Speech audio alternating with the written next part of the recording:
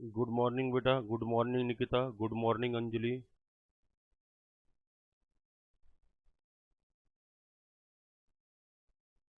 Good morning Nikita. Good morning Anjali. Good morning Riya.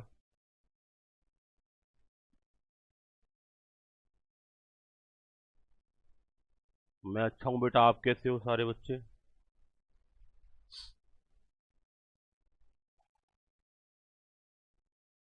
Good morning Manisha. Good morning Nikita to.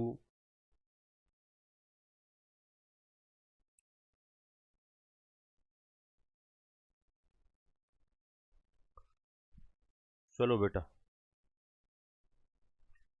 हमने एक topic start किया था। Account chapter था हमारा share and share capital.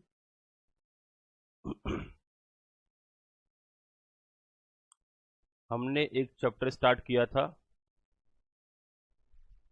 Chapter था हमारा शेयर एंड शेयर कैपिटल।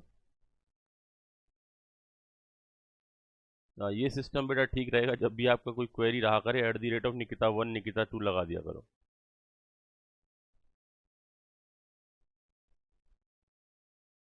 एक निकिता फ्रॉम गाजियाबाद है, वो 1 यूज कर लिया करें। और आई थिंक सेकंड निकिता बेटा किस लोकेशन से, जरा मुझे एक बार बताएं। वो निकिता 2 यूज कर लिया करें।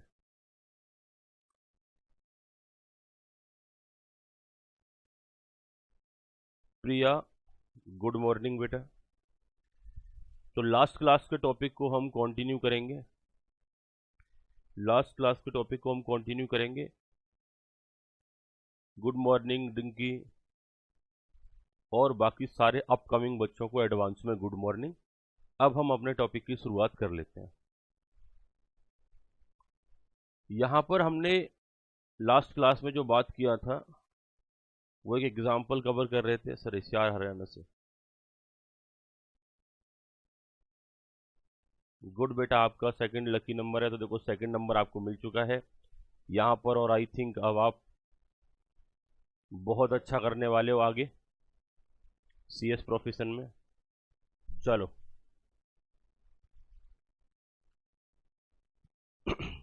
सेकंड एग्जाम, हमने एक एग्जाम्पल की बात करी थी, केस नंबर 1 हम लेकर के चल रहे थे। हमने बोला था कि शेयर को पार पर इशू किया जाए और कंसिडरेशन लमसम में मिले, तो हमने अकाउंटिंग कैसे करनी है वो सारे एस्पेक्ट हमने लास्ट क्लास में कवर करे थे।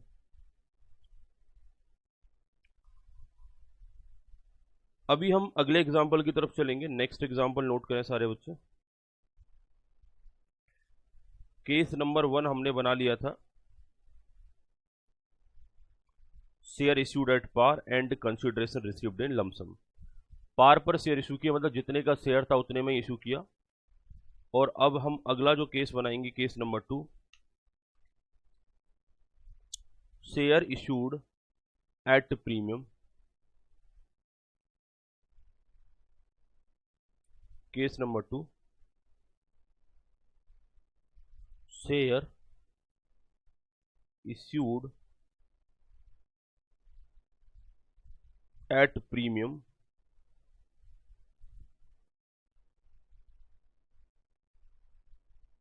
and share issued at premium and consideration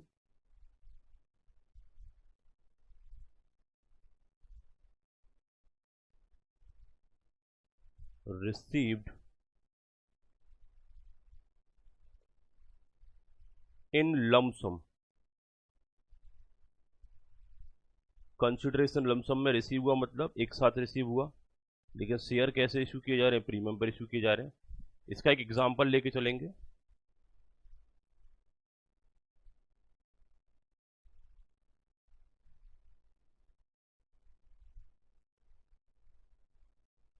एक एग्जांपल लेंगे इसका।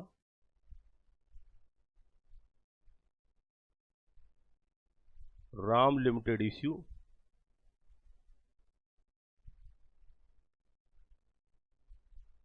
1 lakh share at the rate of ₹15 each।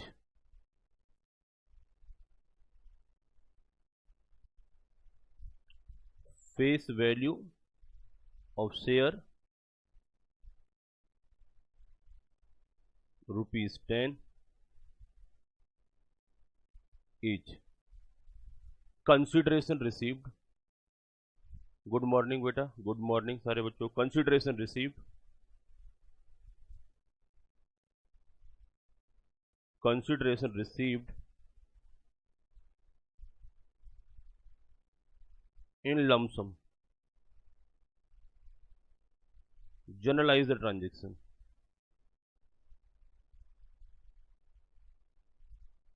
Generalise the transactions.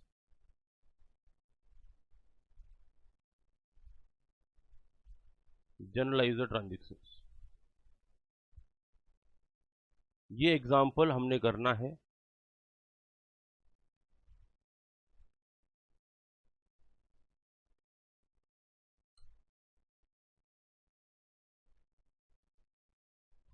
ये एग्जाम्पल बच्चों हमने करना है।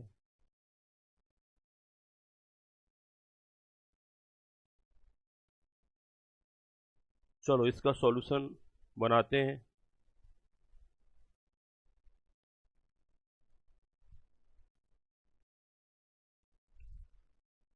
देखो बेटा, सबसे पहले मैं आपसे बात करूंगा कि यहां पर जो अमाउंट रिसीव होगा वो सारा का सारा एक साथ होगा, तो 15 rupees per share, 15 rupees per share हम पब्लिक से यहां पर कॉल कर रहे हैं, पब्लिक से अमाउंट यहां पर रिसीव कर रहे हैं। शेयर कितने हैं? 1 लाख। तो टोटल जो अमाउंट रिसीव होगा वो आपका 15 लाख का अमाउंट रिसीव होगा। और क्योंकि ये अमाउंट बैंक के थ्रू रिसीव होता है तो एंट्री बना देते हैं, bank account debit to share application and allotment 15 lakh being application money, being application money receive. बच्चों जैसे ही मैंने ये एंट्री बनाई, आपके दिमाग में डाउट चल रहा है या नहीं चल रहा? मेरे में जरूर चल रहा है, मैं आपको बता रहा हूं। और जो मैं ये सारी बातें बताता हूं इनको हमेशा रिटेन रखा करो, क्योंकि इनसे आपकी नॉलेज, इनसे आपकी क्लैरिटी, इनके आपके सोचने समझने का तरीका बदल जाता है। मैंने यहाँ एक एंट्री बनाई, पैसा मिला 15 लाख रुपए और share application and allotment account में ट्रांसफर कर दिया 15 लाख रुपए। यहां एक डाउट मेरे माइंड में चल रहा है कि भाई साहब हम 10 रुपए के शेयर को 15 रुपए में इशू कर रहे हैं 5 रुपए के बेनिफिट पर, तो इसमें से जो शेयर कैपिटल में जाएगा वो तो 10 लाख का हिस्सा जाएगा, तो शेयर एप्लीकेशन अलॉटमेंट अकाउंट में जो हमको ट्रांसफर करना चाहिए, इस रिप्रेजेंटेटिव पर्सनल अकाउंट में जो ट्रांसफर करना चाहिए वो हमको कितना ट्रांसफर करना चाहिए? 10 लाख का ट्रांसफर करना चाहिए। बाकी 5 लाख की वैल्यू हमने प्रॉफिट के तौर पर दिखा देनी चाहिए। यहां पर ही हम बोल सकते थे कि शेयर एप्लीकेशन अलॉटमेंट में लेके चले जाओ 10 लाख, और यहां पर टू प्रॉफिट के नाम से कोई अकाउंट ओपन कर लो, उस अकाउंट में लेकर के चले जाओ यहां पर 5 लाख। बच्चे कह रहे हैं कि सर यहां पर टू प्रॉफिट के नाम से तो अकाउंट हम ओपन नहीं कर सकते। क्यों नहीं कर सकते? क्योंकि कंपनी लॉ में साफ साफ लिखा है कि जब जब शेयर कैपिटल पर शेयर इश्यू किए जाएंगे और उधर फायदा होगा तो उसको एक सेपरेट रिजर्व में मेंटेन किया जाएगा। उस रिजर्व का नाम होगा सिक्योरिटी प्रीमियम। उस रिजर्व का नाम क्या होगा? Security premium. तो जहां सर आप लिखने वाले थे 2 PNL, वो तो आप नहीं लिख सकते। हाँ, आप इतना जरूर कर सकते हैं, bank account debit to share application allotment account 10 lakh और टू सिक्योरिटी प्रीमियम 5 लाख। आप ऐसा तो कर सकते हैं, क्योंकि कंपनी लॉ में साफ लिख दिया गया है कि अगर शेयर्स पर बेनिफिट होता है, शेयर्स इशू के टाइम पर कोई बेनिफिट होता है या डिवेंचर के इशू के टाइम पर कोई बेनिफिट होता है, शेयर्स में भी इक्विटी हो या प्रीफरेंस हो, उनके इशू के टाइम पर कोई बेनिफिट होता है, तो वो बेनिफिट कहां ट्रांसफर होगा? सिक्योरिटी प्रीमियम अकाउंट में। भाई हम तो अकाउंटेंट ठहरे, हमने कहा पैसा आया, किससे आया उसका नाम क्रेडिट कर दिया। प्रॉफिट होगा तो हम उसे प्रॉफिट के अकाउंट में डाल देंगे, पीएनएल अकाउंट में डाल देंगे, प्रॉफिट एंड लॉस अकाउंट में डाल देंगे, ये तो हमारा जनरल फंडामेंटल है। बट कंपनी लॉ में सजेशन दे दिया गया कि ऐसा प्रॉफिट हो तो प्रॉफिट के अकाउंट में जरूर डालना है, क्योंकि सिक्योरिटी प्रीमियम का अकाउंट भी एक प्रॉफिट का अकाउंट है। बट उसको जो ओपन करना है आपने, बट जो अकाउंट बनाना है वो सिक्योरिटी प्रीमियम के नाम से बनाना है, पीएनएल के नाम से उसे ट्रांसफर नहीं करना। तो बच्चों ये सारी जो है मैंने एंट्री बनाई, मेरा जो कंफ्यूजन ये है, बाकी सारी प्रॉफिट वाली बात भी मैंने आपको समझा दी कि यहां पर आप प्रॉफिट बुक क्यों नहीं कर रहे हैं। इसके पीछे का लॉजिक मैं आपको बता देता हूं, डाउट जब मैंने क्रिएट किया है, क्योंकि यहां अभी अलॉटमेंट नहीं हुआ और अलॉटमेंट से पहले कंपनीज के केस में कुछ भी पॉसिबल है। अलॉटमेंट से पहले कंपनी के केस में कुछ भी पॉसिबल है। पैसा वापस भी तो हो सकता है शेयर ना इश्यू हो सकता है it may be possible share ना इश्यू हो पाए, पैसा वापस हो जाए। तो इसलिए ये कंडीशन बताई जाती है, ये सुझाव दिया जाता है कि जब जब आप प्रॉफिट की बुकिंग करें तो शेयर के अलॉटमेंट पर ही अपने प्रॉफिट की बुकिंग करें। शेयर के अलॉटमेंट पर कितना फायदा हुआ उसे दिखाएं, उससे पहले जस्ट पैसे को रिसीव कर लिया इस बात की एक एंट्री बना दें। और किससे रिसीव किया? शेयर होल्डर से रिसीव किया। शेयर होल्डर्स के नाम हम यहां नहीं लिख सकते थे, इसलिए हमने क्या कर दिया, एक अकाउंट ओपन कर दिया और उस अकाउंट का नाम मेंशन कर दिया share application and allotment account. बच्चों bank account debit to share application and allotment account, ये एंट्री जो मैंने बनाई आपको आई थिंक अभी क्लियर हो गई होगी। प्रॉफिट भी इसी में शामिल है, जो 5 लाख रुपए का एक्स्ट्रा अमाउंट मिला है वो भी इसी में शामिल है। अब बात आएगी अलॉटमेंट के टाइम पर। अलॉटमेंट के टाइम पर हम क्या करने वाले हैं कि हमको पैसा जो मिला है शेयर एप्लीकेशन एंड अलॉटमेंट के नाम से, उसको हमने क्रेडिट कर दिया था, ये एज्यूम करके कि इन पर्टिकुलर पर्सन से पैसा मिला है। अब उस अकाउंट को हम खत्म करेंगे और उनकी उस अकाउंट की जगह पर 2 लाइबिलिटीज के अलग अलग अकाउंट ओपन किए जाएंगे। बच्चे कह रहे हैं लाइबिलिटीज के अकाउंट?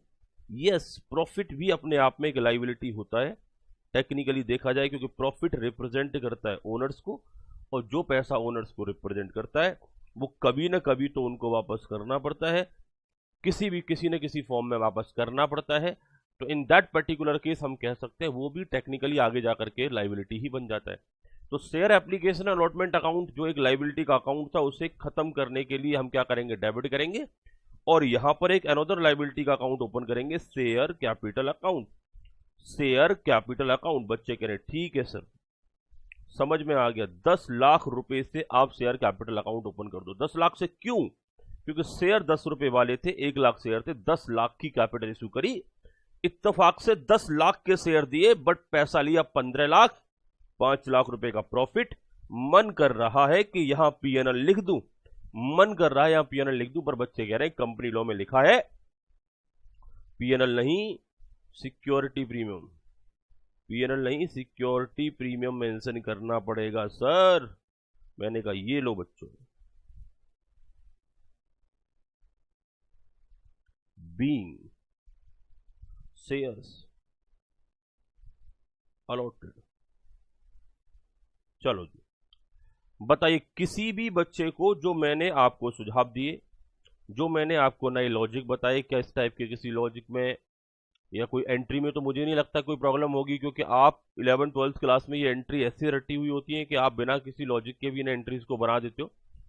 एंट्रीज में तो मुझे नहीं लगता कि बहुत बड़ी कोई प्रॉब्लम होगी, बट मैंने आपसे बोला, जो मैंने आपको लॉजिक दिए कि जब कोई पैसा प्रॉफिट के तौर पर मिल रहा है तो रिसीव के टाइम पर ही वो प्रीमियम की एंट्री क्यों नहीं, बनी। इसका लॉजिक जो मैंने आपको दिया वो आपको सबको समझ में आ गया हो। कल आपसे कोई बोले कि ये रिसीव के टाइम पर प्रॉफिट तो हमको रिसीव के टाइम पर ही हो रहा है, तो हम क्यों नहीं बना रहे हैं प्रीमियम की एंट्री रिसीव के टाइम पर, ये रीजन आपके पास होना चाहिए। देखो मैंने आपसे कहा कि ऐसा नहीं है, लेट सपोज मैं कल को आपसे ही बोलूं कि आप बेटा अकाउंट्स पढ़ा दो और आपने ये एंट्री बन रखी है, तो सिचुएशन को देखते हुए एंट्री तो आप भी बना दोगे। एंट्री बनाना कोई मुश्किल काम नहीं है, कोई भी लेकर के एंट्रीज बना सकता है, सिखा सकता है। हम प्रोफेशनल्स में और एक जनरल अकाउंटेंट में यही डिफरेंस होता है। हमको सारा पता होता है कि ये मूवमेंट जो चल रहा है ना, ये जो मूवमेंट जो चल रहा है, ये एंट्री जो घूम रही है, ये कैसे बन रही है, क्यों बन रही है, इसके पीछे क्या लॉजिक है। लॉ का लॉजिक भी हमारे पास होता है, कोई अकाउंटिंग स्टैंडर्ड है उसका लॉजिक भी हमारे पास होता है, कोई अकाउंट्स का लॉजिक है वो भी हमारे पास होता है। सारे के सारे लॉजिक हमारे पास अवेलेबल होते हैं। तो इन दैट पर्टिकुलर केस एक जनरल प्रोफेशनल में और एक एक प्रोफेशनल पर्सन में, एक जनरल पर्सन में बेसिकली हमारा यही डिफरेंस होता है कि कहीं ना कहीं हम एंट्री कैसे बनाएं। तो बेटा हमने देखा, आशीष पूछ रहे हैं कि सर ये जो एंट्री है इसमें लॉजिक क्या है। सर एक लॉजिक को एक बार अगेन एक्सप्लेन करो। तो लॉजिक बेटा सिंपल सा था कि जो प्रॉफिट वाला अमाउंट आपको रिसीव की एंट्री पर मिल गया, 10 रुपए के शेयर को 15 रुपए में इशू कर रहे हैं, 1 लाख शेयर इशू कर रहे हैं, 5 लाख का प्रॉफिट है। तो जब पैसा मिला तभी आपने प्रॉफिट का अकाउंट ओपन क्यों नहीं कर दिया? लॉजिक सिंपल सा ये था कि जब तक शेयर अलॉट ना करें तब तक कंपनी लॉ में ये श्योरिटी नहीं होती कि वो पैसा आपको वापस नहीं करना पड़ेगा। अगर कुछ भी गड़बड़ हुआ तो आपको पैसा वापस करना पड़ सकता है। अलॉटमेंट होने के बाद वो पैसा कंपनी का होता है।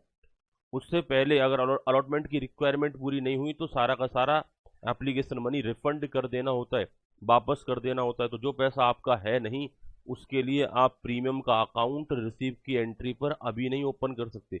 अभी आपने अमाउंट जस्ट रिसीव किया है, जो अमाउंट रिसीव किया उसे बैंक में डेबिट कर दिया और पर्सन्स के नाम से क्रेडिट कर दिया। बाद में उन्हीं पर्सन्स को हमने डेबिट करके, उसी लाइबिलिटी को डेबिट करके अलॉटमेंट के टाइम पर पैसा अब आपका हो चुका है। जब पैसा आपका तो प्रॉफिट भी आपका, तो उसे डिस्ट्रीब्यूट कर दिया दो पार्ट में। प्रॉफिट वाला पार्ट सिक्योरिटी प्रीमियम में चला गया और शेयर कैपिटल वाला पार्ट शेयर कैपिटल में चला गया। हाँ बेटा 90% की रिक्वायरमेंट भी होती हैं और कुछ अदर रिक्वायरमेंट्स भी होती हैं जो आप कंपनी लॉ पर टाइम टाइम में अलॉटमेंट के टाइम पर कहीं ना कहीं देख पाओगे। तो मेजर रिक्वायरमेंट जो होती है, सबसे बड़ी रिक्वायरमेंट होती है 90% सब्सक्राइब हो जाना चाहिए। और सबसे बड़ी बात बताऊं, आज जो हम ये एंट्री बना रहे हैं ना, हम बुक्स में तो इस एंट्री को एक साथ बना देते हैं। देखो प्रैक्टिकली मैं आपको समझा रहा हूं, जरा समझने का प्रयास करना। लेट सपोज ये बेटा एप्लीकेशन है, ये एप्लीकेशन है और जनरली कंपनी के पास आ रही है, लेकिन आजकल जो एप्लीकेशंस हैं वो ऑनलाइन फॉर्म में भी आ जाती हैं। लेकिन जब मैं पुराने टाइम की बात बता रहा हूँ, तो एप्लीकेशन कंपनीज में कैसे पहुंचते हैं, जरूरी थोड़ी है कि सारे पर्सन्स के माइंड में एक ही टाइम पर आइडिया आए, एक ही टाइम में कंपनी के शेयर खरीदने का सोचें, एक ही टाइम पर एप्लीकेशन लगाएं। कंपनी के केस में एप्लीकेशन पहुंचती कैसे है?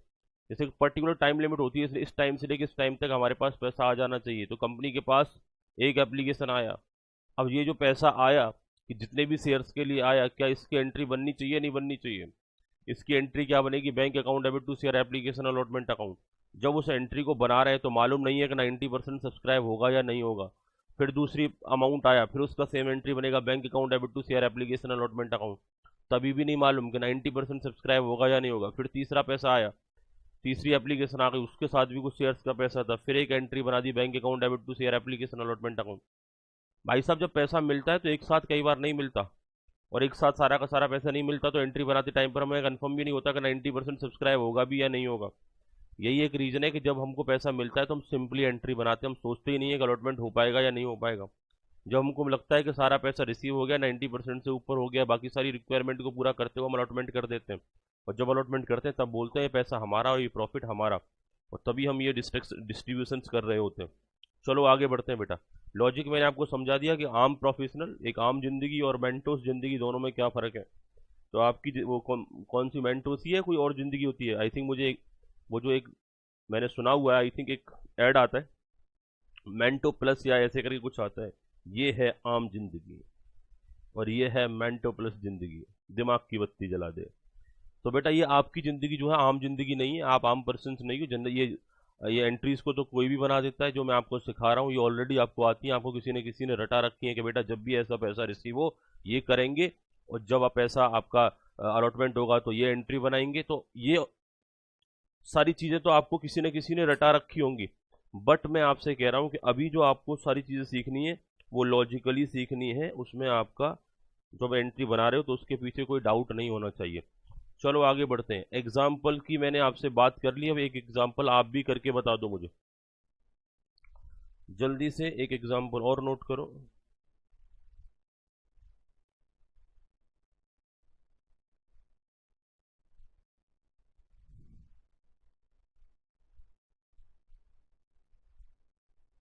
ए limited issue 50,000 share at the rate of 10 each at 50% premium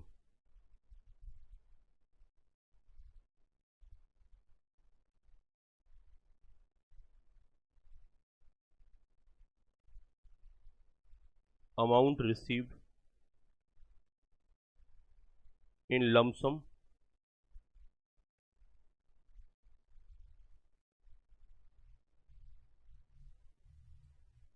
generalize the transactions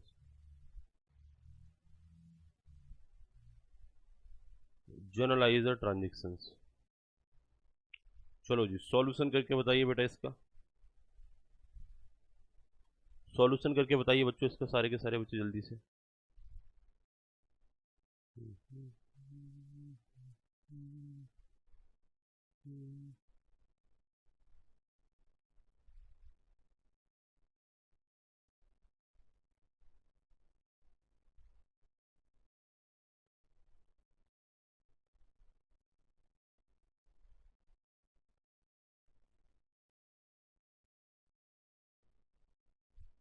हो गया बेटा सॉल्यूशन जल्दी से बच्चे कह रहे हैं बड़ा आसान है सर इसमें कौन सा मुश्किल काम है 10 रुपए का शेयर है 50% प्रीमियम पर है तो यहां पर क्या हो गया face value is equal to 10 rupees premium is equal to 10 multiple by 50% resulting figure 5 issue price is equal to 10 plus 5 is equal to rupees 15 per share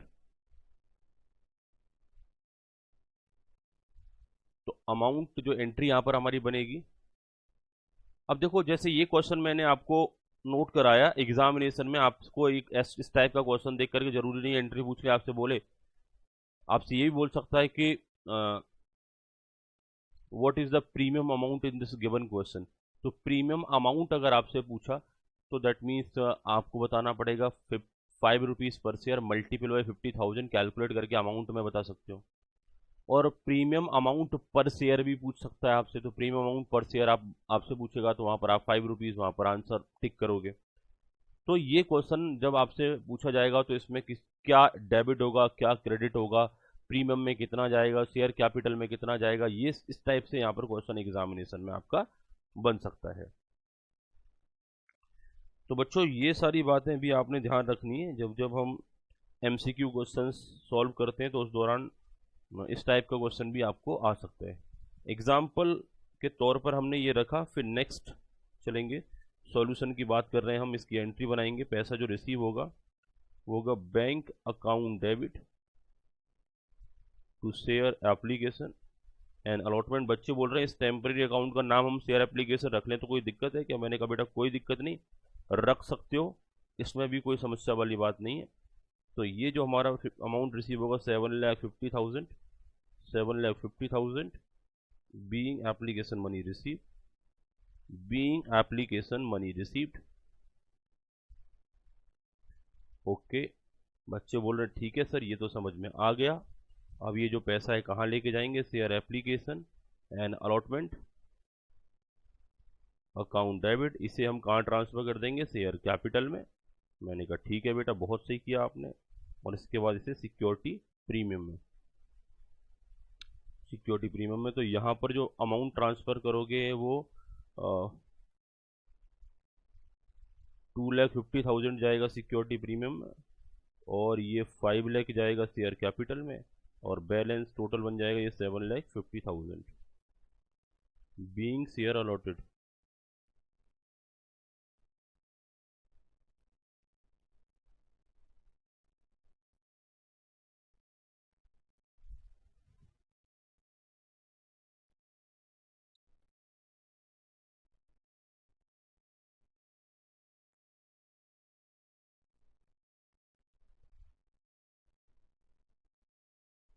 okay ये बेटा इस टाइप की जो सिली मिस्टेक्स होती हैं वो आपने कभी नहीं करनी दिक्कत ये हो जाती है एग्जामिनेशन के टाइम पर अलर्ट रहना छोटी गलतियां भी हमसे नहीं होनी चाहिए being share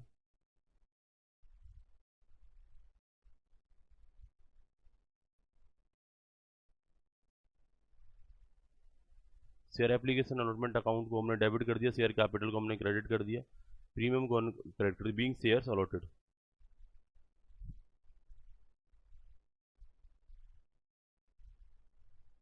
being shares allotted. Security premium पहले लिख दिया, मतलब सिक्योरिटी प्रीमियम पहले लिखने का मतलब है आप ये कहना चाह रहे हो share application allotment account debit to security premium to share capital. नहीं नहीं, गलत तो नहीं होगा ना, नहीं गलत होगा ना, हाँ गलत नहीं होगा बिल्कुल बेटा। सिक्योरिटी प्रीमियम को अगर आप ऐसे ऐसे एंट्री बना रहे हो, share application allotment account debit to security premium to share capital, इसमें कोई गलती नहीं है, ये कोई गलत नहीं है। बट जनरली एक प्रैक्टिस रही है अकाउंटेंट्स की जो बहुत पूरा पहले टाइम से चलते आ रही है, जब भी हम कोई एंट्री बनाते हैं तो बेसिक एंट्री हमारी ये वाली एंट्री है कि भाई पैसा हमने जो पैसा है जो भी उन पर्टिकुलर पर्सन के नाम से हमने एक टेम्परेरी अकाउंट ओपन किया तो उसे क्लोज कर रहे हैं, और पैसे को कहाँ ट्रांसफर कर रहे हैं, शेयर कैपिटल अकाउंट में, जो प्रॉफिट वाला पोर्शन है उसे प्रॉफिट के अकाउंट में। तो जब भी कभी भी किसी भी एंट्री में कोई प्रॉफिट का अकाउंट कोई लॉस का अकाउंट होता है तो पहले प्राइम आस्पेक्ट को रखते हैं, जैसे लॉस होगा तो लॉस हमेशा प्रॉफिट के नाम से डेबिट होता है, तो पहले हम अनदर आस्पेक्ट को रखेंगे, बाद में हम प्रॉफिट वाले कंपोनेंट को रखेंगे। तो सेम वे क्रेडिट साइड में भी प्रॉफिट वाले कंपोनेंट को सेकंड टाइम पर रखा जाता है, ये एक प्रैक्टिस रही है। लेकिन अगर आपने सिक्योरिटी प्रीमियम को ऊपर कर दिया, शेयर कैपिटल को नीचे कर दिया, तो कोई महाभारत नहीं हो जाएगा, कुछ गड़बड़ नहीं हो जाएगा, कंसेप्ट आपके एकदम ठीक है, उसमें कोई प्रॉब्लम वाली बात है नहीं। बट एक बार क्या होता है कि एक प्रैक्टिस वाली बात होती है, ये प्रैक्टिस वाली बात ही है कि हम डेबिट को लिखते हैं, उसके बाद हम क्रेडिट साइड को मेंशन कर रहे होते हैं पर्टिकुलर कॉलम में, और क्रेडिट साइड को थोड़ा सा हटा करके आगे करके मेंशन कर रहे होते हैं। दीज आर द प्रैक्टिस, और इन प्रैक्टिसेस की अगर हम बात करें तो इन्हें हम कन्वेंशंस भी बोल सकते हैं। तो अगर उसके अकॉर्डिंगली चलोगे तो ज़्यादा बेस्ट रहेगा, अदरवाइज गलत बिल्कुल भी नहीं है। आप ये सोच रहे हैं कि सर ये गलत हो जाएगा, कोई उसे एकदम से काट देगा, तो काटना तो बिल्कुल भी नहीं चाहिए अगर बच्चा ऐसा कर रहा है। और किसी की सनक की मैं कुछ कह भी नहीं सकता क्योंकि एग्जामिनर के हाथ में, बट आप तो बड़े लकी हैं, आपके लिए तो एग्जामिनर कुछ कर भी नहीं सकता। अदरवाइज क्या होता है ना कि आप पेपर सॉल्व करके आते हो, पेपर सॉल्व करने के बाद डिसाइड सामने वाले को करना होता है कि आपको वो फेल करेगा या पास करेगा। ये मैं सच बोल रहा हूँ, आप इसमें ऐसा कुछ नहीं है, क्योंकि जो इंसान खुद कभी आसानी से नहीं पास हुआ तो वो शायद कोशिश करता है कि दूसरा भी इतनी आसानी से तो पास नहीं हो सकता। तो हमको मार्क्स निकालने होते हैं, हमें कोई मार्क्स देता नहीं है, हमको मार्क्स खींचने होते हैं। और मैं आपसे भी कहता हूँ, जब आप कॉपी चेक करोगे सीएस बनने के बाद, तो मुझे नहीं लगता कि आप भी किसी को इतनी आसानी से मार्क्स देने वाले हैं। अभी जब स्टूडेंट्स होते हैं तो बड़ा अच्छा लगता है, अरे सर हम तो यूँ ही पास कर दिया करेंगे, जिसके 30 आते हैं उसको 40 कर दिया करेंगे, और जिसके 40 आ रहे हैं उसका एग्रीगेट बना दिया करेंगे। बट नहीं होता, नहीं कर पाते, क्योंकि आपको कभी आसानी से मार्क्स नहीं मिले, आपको किसी ने आसानी से पास नहीं किया। तो वही लगता है कि हम अपनी कैटेगरी में उन्हीं पर्सन्स को रखें जो वास्तव में इस लायक हैं कि उनको पास किया जाए। Case number 2, case number 3, case number 3, subjective paper में बड़ा गड़बड़ होता है बेटा। सब्जेक्टिव पेपर में आधा आपका भाग्य, आधा आपका लक टीचर के ऊपर डिपेंड करता है। एमसीक्यू वाले में, ऑब्जेक्टिव में तो ये होता है कि जो सही करके आओगे वो कंप्यूटर में ऑलरेडी आंसर फीड होते हैं, आपका वही आंसर मिलने वाला है, उतने ही मार्क्स आपको मिलने वाले। लेकिन सब्जेक्टिव पेपर में क्या होता है, आपने क्या लिखा, आपकी क्या बात सामने वाले को बुरी लग गई, मैटर ये नहीं करता। जमाने में हमेशा, कभी आपने भी एक्सपीरियंस फील किया होगा, आपकी अच्छी बातों को याद नहीं रखा जाता, हमेशा आपकी गलत बात को याद रखा जाएगा, हमेशा आपकी किसी न किसी एक छोटी सी बुरी बात को या किसी छोटी सी ऐसी बात को याद रखा जाएगा जो आपने गलत कर दिया, या आपने किसी को रिस्पॉन्स नहीं किया। What ever be the things, आपकी जो बेहतर थिंग्स होंगी, आप 100 दिन बहुत अच्छा कर लो, उनको याद नहीं रखा जाएगा। एक दिन कुछ मत करो या मना कर दो, उसको हमेशा याद रखा जाएगा। इसे आप बदल नहीं सकते, क्योंकि ये सोसाइटी का एक फंडामेंटल है, ये इनहेरेंट चीजें होती हैं, इन्हें आप किसी के अंदर से नहीं निकाल सकते। लेकिन हमेशा याद रखो, आप अपनी कमियों को खुद नोटिस करो, आप अपनी अच्छाइयों को कभी नोटिस मत करो, क्योंकि जब आप अपनी अच्छाइयों को नोटिस करोगे तो बहुत एकदम से चौड़े हो जाओगे और आपकी वर्किंग ही खत्म हो जाएगी। मतलब आप आगे बढ़ने की बजाय, प्रोग्रेस करने की बजाय, आपका वहां से कहीं ना कहीं एक तरीके से डिमोशन स्टार्ट हो जाएगा। दैट मीन्स आप वहां से गिरना चालू हो जाओगे। आप जो अच्छा करते हो, जो बेस्ट करते हो, वो चीजें करते रहो। और उनके बारे में कोई अच्छा आपकी तारीफें कर रहा है तो उस तारीफ को थोड़ा सा कम सुनो। जो आपकी किसी मुद्दे पर अगर बुराई की जा रही है तो उस बुराई को हटाने का प्रयास करो कि वो आगे से चीज़ें नहीं होनी चाहिए, वो आगे से चीज़ें रिपीट नहीं होनी चाहिए, और उससे बेहतर करने का प्रयास करो। तो ये सारी चीज़ें एग्जामिनर भी वही इंसान है, इसी सोसाइटी से गया हुआ इंसान है। वो हमारी कॉपी बस ये देख रहा होता है कि गलत क्या किया इसने, वो आइडेंटिफाई करो। उस बच्चे ने इतनी सारी सही चीज़ें लिखी हैं, उनको नहीं देख रहा है। एक क्वेश्चन जिसमें उसने करीब करीब 200 वर्ड लिखे, और 200 वर्ड्स में से उसने ज़्यादातर पैराग्राफ सही लिखे और एक पैराग्राफ में कंक्लूजन गलत कर दिया, वो क्या करेगा? वो सारा काट देगा। अरे कंक्लूजन गलत कैसे कर दिया इसने, उसको इतना भी नहीं आता। अरे भाई साहब, स्टेप मार्किंग नाम की भी कोई चीज़ होती है ना। जो सही कर रहा है कुछ मार्क्स दे दो बेचारे को। क्या गलत किया उसने? भाई उस बच्चे की मेहनत तो वो जान सकता है जो उस बच्चे को पढ़ाता है, वो टीचर। और वो उस बच्चे की मेहनत वो जान सकता है जो बच्चा वो कर रहा है। और जो कॉपी चेक कर रहा है जरूरी थोड़ी है कि वो टीचर ही हो, या वो जरूरी नहीं है। वो कॉपी चेक कर रहा है कि उसको अपनी पुरानी मेहनत याद भी हो। मान के चलो 30 साल पहले कंपनी सेक्रेटरी बना था, कैसे बना था? 20 साल पहले कंपनी सेक्रेटरी बना, कैसे बना? याद रहता है? 20-30 साल की तो छोड़ो, 5 साल पहले हमने क्या मेहनत किया वो भी कई बार याद नहीं रहती। तो कई बार जैसे जैसे चेक हो रहा है ना, सॉल्यूशन में ये लिखा है, कॉपी में ये लिखा, अच्छा इतनी सारी चीजें नहीं लिखी और ये चीज गलत कर दी, काट दिया। कुछ लिबरल भी होते हैं, वो थोड़ा सा इग्नोर भी कर देते हैं। तो कई बार सब्जेक्टिव पेपर में हमारा लक मैटर करता है। लक चल जाएगा बहुत बढ़िया, नहीं चला तो कई बार बहुत अच्छा करके आए तो भी मार्क्स बहुत कम रह जाते हैं। और इसीलिए मैं बोलता हूँ बच्चों, मेरे पेपर्स हैं ये एकदम, जो आपने सुना होगा बचपन में एक बाल जीवन घुट्टी होती है, ये उस बाल जीवन घुट्टी का काम करेंगे आपके लिए। आप इनको बहुत अच्छे से कर लो। नो डाउट लॉ कहीं ना कहीं आपके लिए बहुत जरूरी है और बड़ा काम आता है आपके लॉ। बट ये जो प्रैक्टिकल पेपर है ना बेटा, ये आगे जाकर के प्रैक्टिकल लाइफ में भी आपकी लॉ में 4 चांद लगाएंगे, और साथ ही साथ में एग्जामिनेशन को क्रैक करने में भी आपकी बहुत मदद करेंगे। तो इनको बहुत अच्छे तरीके से करो और इनमें टारगेट बनाओ कम से कम 80 मार्क्स का। 3 पेपर में 80 मार्क्स का टारगेट, मतलब 90 मार्क्स आपके एक्स्ट्रा आएंगे। बस बाकी सारे पेपर में 40-40 भी आ जाए ना, बढ़िया के लिए एफर्ट्स लगाओ, लेकिन 40 भी आ जाए तो भी आपका एग्रीगेट सेट हो जाएगा। और अगर उधर 60-70 आ गए तो मान के चलो फिर तो रैंक अपनी है ही 70% के आसपास, बढ़िया रैंक, फर्स्ट क्लास रैंक आ जाती है। 50% से लेके 55% तक मोस्टली बच्चे पास होते हैं, मोस्टली 50 से 55% तक पास हो जाते हैं। 55 से 60% तक पास होने वाले बच्चे 2 से 3% ही होते हैं, जो ओवरऑल बच्चों के 2 से 3%, 50 से 55% के पास, 55 से 60% के पास। और 60% से ऊपर पॉइंट में कुछ बच्चे जाते हैं जिनके एग्रीगेट 60% से ऊपर होते हैं। और वन टाइम में एग्रीगेट जिसका 60% से ऊपर है, मतलब चांसेस है कि उसके रैंक में पहुंचने वाला है। बेटा डर लगने से थोड़ी ना कुछ होगा, जिससे डर लगता है। आप तो अकाउंट से डरने की बात कर रहे हो, मैं तो पढ़ने से डरता था, मेरे से ज्यादा थोड़ी ना डर लगता होगा आपको। ये तो एक सब्जेक्ट अकाउंट से, मैं तो पढ़ना ही नहीं चाहता था, बताओ। अब डर लगने से कुछ नहीं होता, जब तक आप डरते रहोगे तब तक आपको प्रॉब्लम अराइज होती रहेंगी। और जब आप डरोगे नहीं तो ये कोई बहुत बड़ी, ये तो it's like a child play, ये तो बच्चों की जैसे खेल है। अभी हम कर रहे हैं, अभी देखो 2-3 खेल हमने यहाँ पर करे, ये क्वेश्चन सॉल्व करो, वो क्वेश्चन सॉल्व करो, पजल ही तो सॉल्व कर रहे हैं ये। और सुबह से लेकर शाम तक हम अखबार पर पजल सॉल्व करते रहते हैं। हम हमारे पास डिफरेंट डिफरेंट टाइप के पजल गेम होते हैं, उनको सॉल्व करते रहते हैं, मोबाइल पर पजल सॉल्व करते रहते हैं। तो इस तरीके से लेके चलो। कई बार किसी पजल को सॉल्व करते टाइम पर हम उलझ जाते हैं, तो उलझ जाओ, क्या दिक्कत है? उलझ गए तो उलझ गए, डर के आगे जीत है, नीतू ने बोला। कितने बढ़िया बढ़िया डायलॉग यहाँ पर है, और कितने बढ़िया बढ़िया चीजें हमारे एनवायरनमेंट में तैर रही हैं, फिर भी आप डरते हो, क्योंकि हर बार सुनते हो डर के आगे जीते। साथ में कौन से कोला पीने पड़ते हैं आपको, वो भी आप रख लिया करो कभी कभार घर में। जैसे ही डर लगा थोड़ा सा पिया, डर के आगे जीते। चलो स्टार्ट करते हैं। तो केस नंबर 3 की बात करता हूं बेटा। कुछ नहीं है, सब बेकार की बात है, ये होता है वो होता है, मैं कमजोर हूं, कुछ नहीं होता। आप किसी लेवल से किसी लेवल तक भी पहुंच सकते हो सकता है कल को आप अकाउंट्स के बहुत बढ़िया एक्सपर्ट बन जाए, मेरे से भी बढ़िया आपको अकाउंट आ जाए, मे भी पॉसिबल सोसाइटी में आपका नाम हो जाए कि भाई आशीष से बढ़िया अकाउंट किसी को नहीं आता। शुरुआत करिए, जितना बेहतर शुरुआत करोगे उतना अच्छा रहेगा। तो केस नंबर 3 की बात कर रहा हूं मैं। यहां पर पहले हमने 2 केस डिस्कस करे, लमसम के केस थे। एक बार पार पर इशू किया गया, एक बार प्रीमियम पर, डिस्काउंट पर इशू किया जाता नहीं है, वो केस हम लेकर के चल नहीं रहे।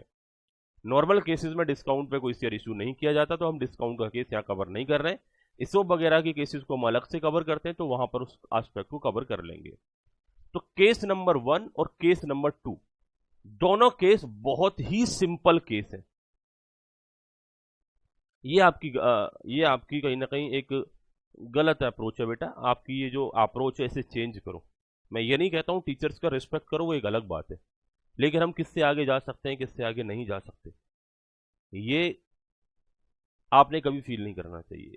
मैं बोलता हूं कि मेरे 11th के टीचर, मेरे 12th के टीचर, जिन लोगों ने मुझे डेबिट क्रेडिट सिखाया, मैं आज भी उनका बहुत रिस्पेक्ट करता हूं कि अगर आज वो उन्होंने मुझे नहीं सिखाया होता तो मैं आप लोगों को नहीं सिखा पाता, मैं आप लोगों को नहीं बता पाता, और वो मेरे लिए अभी भी ग्रेट है, वो मेरे गुरु हैं।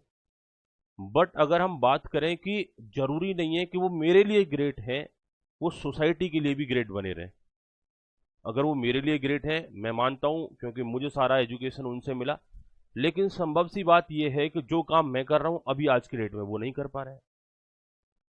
इवन तो मैंने अपने CMA लेवल पर या CS लेवल पर जहां से जैसे भी पढ़ाई किया, वो लोग अभी भी मेरे लिए ग्रेट बने हुए हैं। वो मेरे गुरुजी हैं, अगर मैं जाऊंगा उनसे मिलूंगा तो मेरे लिए अभी भी वो पूजनीय है, क्योंकि उन्होंने मुझे सिखाया, उन्होंने मुझे इस लायक बनाया कि मैं आपको चीजें सिखा सकूं।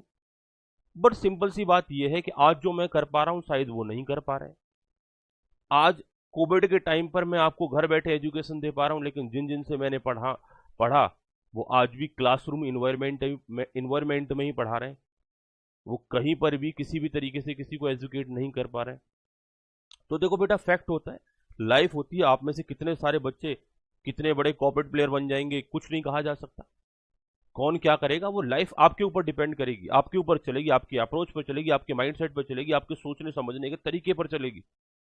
मैं एक छोटी सी बात बता रहा हूं, और ये बातें आपको मोटिवेट करने के लिए ही नहीं होती, ये बातें आपकी लाइफ को बदलने के लिए भी होती हैं। जब बच्चों हमने टीचिंग प्रोफेशन स्टार्ट किया था तो हम रेगुलरली बच्चों को क्लास पढ़ाया करते थे। सैटरडे संडे का बैच अलग होता था, इवनिंग बैच अलग होता था। सुबह 7 बजे से लेकर के रात को 9 साढ़े 9 बजे तक continuous back to back batches. इतने सारे बैचेस पढ़ाने के बावजूद फिर जाकर के अपनी खुद की तैयारी करना, रात को 11 12 1 बजे तक कंटेंट प्रिपेयर करना, बच्चों के लिए नई चीजें, नए इनोवेशंस करना, सुबह 4 बजे जागना, 2 3 घंटे सोने के बावजूद इतना काम, इतनी मेहनत किया हुआ सारे दिन, खाना खाने का टाइम नहीं मिलता था। वो सारा हार्डवर्क किया। जब कुछ CA के फील्ड में कुछ टीचर्स सिर्फ ऑनलाइन पढ़ाया करते थे, उनकी रिकॉर्डिंग जाती थी, उनकी क्लासेस सेल होती थी मार्केट। CS के फील्ड में कोई भी ऐसा कुछ नहीं था कि किसी का पेन ड्राइव सेल होता हो, ऑनलाइन सेल होता हो, ऐसा किसी का कुछ भी नहीं था उस टाइम पर। और टेक्नोलॉजी की जब कुछ वेंडर्स मेरे पास आए, उन्होंने टेक्नोलॉजी की बात करी कि सर टेक्नोलॉजी ले लो आप, क्लास रिकॉर्डिंग का टेक्नोलॉजी ले लो, इसके बाद रिकॉर्डेड लेक्चर आप सेल कर पाएंगे। मैंने जब उनसे बात किया तो उन्होंने जो कोटेशंस दिया कि उस दौरान जिस तरीके से हमारा फीस स्ट्रक्चर रहा करता था, वो कोटेशन हमारी रेंज से बाहर था। उन्होंने कहा कि 10 लाख का एक सेटअप बन जाएगा सर, आपका पूरा सेटअप हम क्रिएट करवा देंगे, और इन दैट पर्टिकुलर केस आपकी प्रॉपर रिकॉर्डिंग वगैरह होती रहा करेगी। बस मैंने उनसे थोड़ा सा ये पूछा कि काम होता कैसे कैसे, क्या करते, थोड़ा सा मेरे को एक फ्लो चार्ट बना करके बताओ। उन्होंने सिर्फ फ्लो चार्ट बना के बताया कि देखो ऐसे होगा ऐसे होगा, एक एप्लीकेशन होगी, हम इससे ऐसे करेंगे, हम वैसे करेंगे, दूसरी एप्लीकेशन इस काम के लिए होगी, तीसरी एप्लीकेशन इस काम के लिए होगी। मैंने बस सुना और उस काम को करना चालू कर दिया कि ये जब कर सकते तो सफलता मुझे भी मिलेगी। बड़े सारे इन्वेंशन किए, बड़े सारे गड़बड़ की, लेकिन मैंने सर्टेन सी अमाउंट में ही, बहुत ही नॉमिनल अमाउंट में सेटअप तैयार कर लिया, अपने आप से ही सेटअप तैयार कर लिया। I was not a engineer, मैं कोई इंजीनियर नहीं था, लेकिन फिर भी अंदर झील होनी चाहिए, माइंड में यह था कि हमारा भी रिकॉर्डिंग का सेटअप होगा, हम क्लास रिकॉर्ड करेंगे और बच्चों को सेल आउट करेंगे। तो बेटा सिंपल सी बात है, जो हम ठान लेते हैं, चाहे हमको आता है या नहीं आता, हम ठान लें कि हमें करना है, हम एफर्ट से लगाते रहे उसके लिए, एक ना एक दिन वो सारी चीजें ऑटोमेटिकली आ जाती है। ये तो बहुत छोटी सी बात है। मैं बोल रहा हूं कि मैं जिस फील्ड से रिलेट नहीं करता, बिलोंग नहीं करता, उस फील्ड पर भी मैंने ऐसा किया, और बिना किसी की हेल्प के। आज के टाइम में तो कई बार हमको डिफरेंट डिफरेंट जगह पर बड़ी सारी नॉलेज मिल जाती है, लेकिन इनिशियली जो इस फील्ड में, क्योंकि ये एकदम से डिफरेंट फील्ड हो जाता है, तो इस फील्ड के बारे में गाइडेंस देने वाले भी बहुत कम होते हैं। तो सिंपल सी बात है, सारे बच्चों को मैं आपको बोलता हूं, कभी भी अपने जीवन में निराश ना हो, कभी भी अपने जीवन में डिमोटिवेटेड नहीं होना चाहिए आपको। लाइफ में प्रॉब्लम्स बहुत सारी आ सकती हैं आपके, और कई बार ध्यान रखना कि जब आप कुछ बेहतर करने वाले होते हो, जब आप कुछ अच्छी जगह पर पहुंचने वाले होते हो, उससे पहले आपका रास्ता ऐसा लगता है कि बहुत ही मुश्किल हो गया है, शायद हम अब सरवाइव नहीं कर सकते, अब यहां कहानी खराब हो गई है, अब तो सब कुछ छोड़ना पड़ेगा, अब हम नहीं कर सकते। समझो कि मंजिल आपके बहुत नजदीक है। जब आप दौड़ लगाते हो, जब थक जाते हो, जब आपने कोई टारगेट लिया कि 5 किलोमीटर दौड़ना है, 10 किलोमीटर दौड़ना है, कभी भी देखना, जब 5 किलोमीटर जब आपका आने वाला होगा, 1 किलोमीटर आपका आने वाला होगा, तो जैसे ही हमारा टारगेट हमारे नियर बाय होता है, हमको टेंशन बहुत ज्यादा होती है, हमको थकान बहुत ज्यादा होती है, ऐसा लगता है रुक जाए, लेकिन रुकना नहीं है, टारगेट को अचीव करना चाहिए। आपने CSWT पास किया, फाउंडेशन पास किया, एग्जीक्यूटिव पास करोगे, प्रोफेशनल में जैसे ही पहुंचोगे, प्रोफेशनल क्रैक करना बड़ा आसान काम है, लेकिन जैसे ही टारगेट के नजदीक पहुंचोगे, नजदीक पहुंचते ही आपको डिमोटिवेशन सा भी होने लग सकता है। हम बहुत पढ़ाई करते हैं, 6-6 7-7 महीने पढ़ाई करते हैं, जैसे एग्जाम नजदीक आते हैं डिमोटिवेशन होने लगता है। ये इंसानी फितरत है। टारगेट के नजदीक आते ही दिक्कतें होना चालू हो जाती हैं। किसी को नहीं होनी चाहिए। प्रॉब्लम होती है सबकी लाइफ में, समस्याएं आती हैं, समस्याओं को इग्नोर करना है, आगे बढ़ना है, समस्याएं ऑटोमेटिकली खत्म होती जाएंगी। जो चीजें अचीव करना चाहते हो वो एक बार माइंड में सेट कर लो कि ये मुझे अचीव करना है। बार बार याद नहीं रख सकते, एक पेपर पर लिख करके रख दो और भूल जाओ और मेहनत करना चालू करो। आप देखोगे कि सर्टेन से टाइम के बाद जो आपने पेपर पर लिखा है वो सब अचीव कर लिया, वो सब अचीव कर लिया। और ये मैं आपको अपना प्रैक्टिकल एक्सपीरियंस बता रहा हूं, ऐसा नहीं कि किसी दूसरे ने किया। मैंने कहीं किसी से सुना, मैंने कहा पॉजिटिविटी काम करती है, मैं भी अपने पेपर पर लिखता हूं कुछ चीजें, पेपर पर लिखा और रख दिया, काम करना स्टार्ट कर दिया। 2-3 साल बाद वो डायरी मेरे को ऐसे ही मिली, मैं उसे पलट रहा था तो मुझे देखा, मुझे पता चला कि इस पर जो जो बातें मैंने लिखी थी वो सारी बातें तो अचीव हो गई। मैंने कहा अब क्या लाइफ में रुक जाना चाहिए? नहीं रुकना चाहिए। अब पेपर पर फिर बहुत बड़ी बड़ी बातें लिखी हैं और लिख करके बंद करके रख दी हैं। वो टारगेट की तरफ आप आगे बढ़ चुके हैं, आप देखते हैं वो कब तक अचीव होता है। तो ये फैक्ट है बेटा, जो बातें आप लिखोगे, जिनको आप अचीव करने का प्रयास करोगे, वो अचीव एक न एक दिन हो जाएंगे।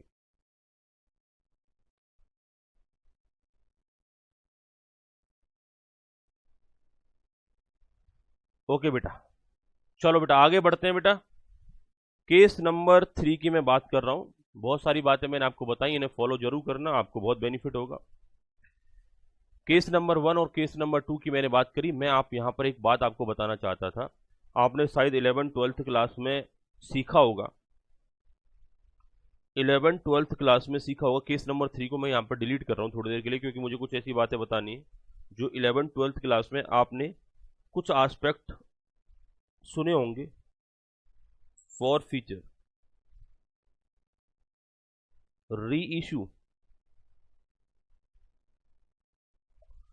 और इससे पहले कॉल्चन एरियर।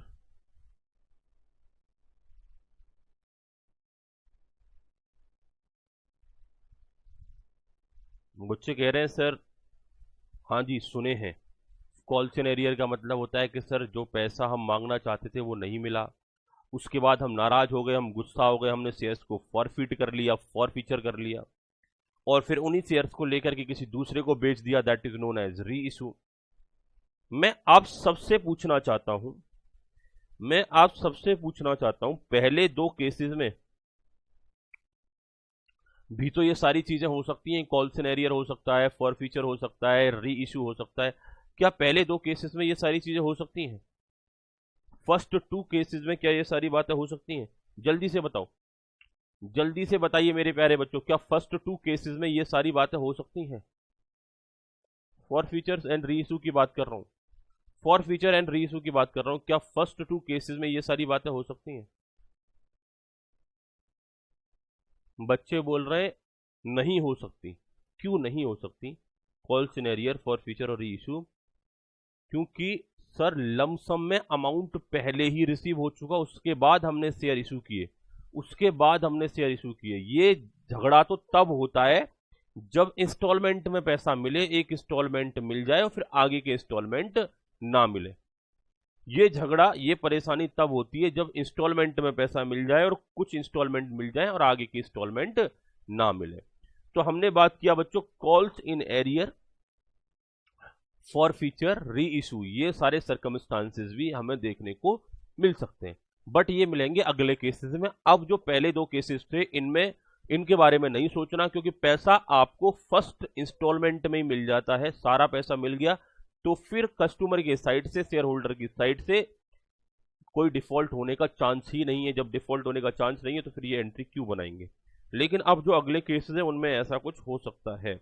आगे आगे हम बात करेंगे केस नंबर 3। केस नंबर 3 की मैं बात करने वाला हूं।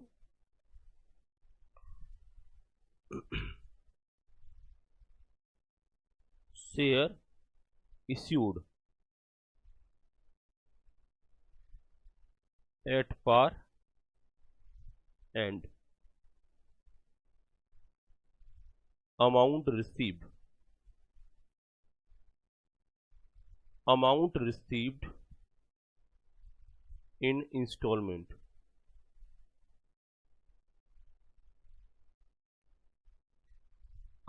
received in installment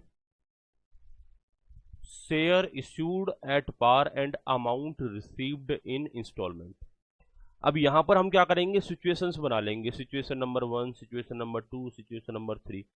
भाई केस नंबर 3 के डिफरेंट डिफरेंट सिचुएशंस हो सकते हैं, उन सिचुएशंस के अकॉर्डिंगली हम चलेंगे। तो फर्स्ट सिचुएशन की बात करेंगे हम यहां पर।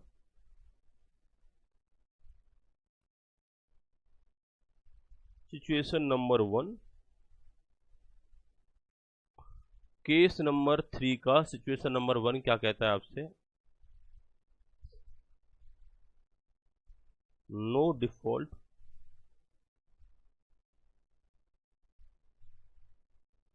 Bye share holder.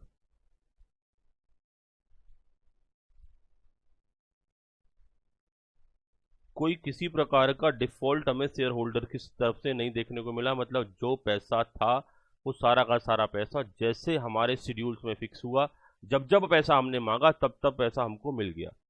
Situation number 1, no default by share holders. कोई डिफॉल्ट शेयर होल्डर्स की तरफ से नहीं मिला।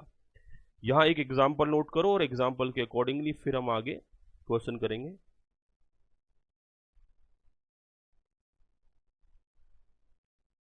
Ram limited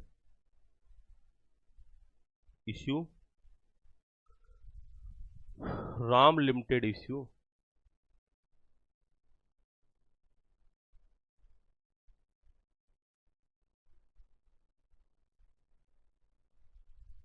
1 lakh share। Ram Limited issue 1 lakh share at the rate of 10 each।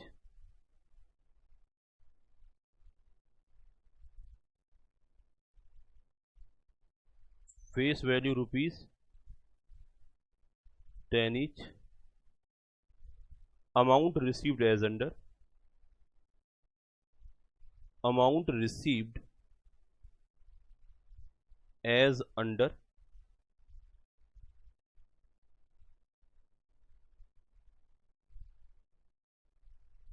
application 5 rupees, allotment 3 rupees,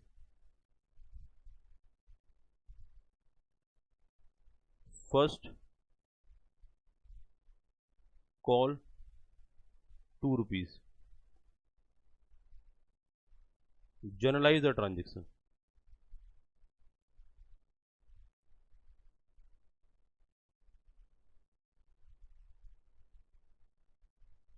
generalise the transaction, इसकी general entry आपने बनानी है। क्वेश्चन आपने नोट कर लिया होगा सभी बच्चों ने।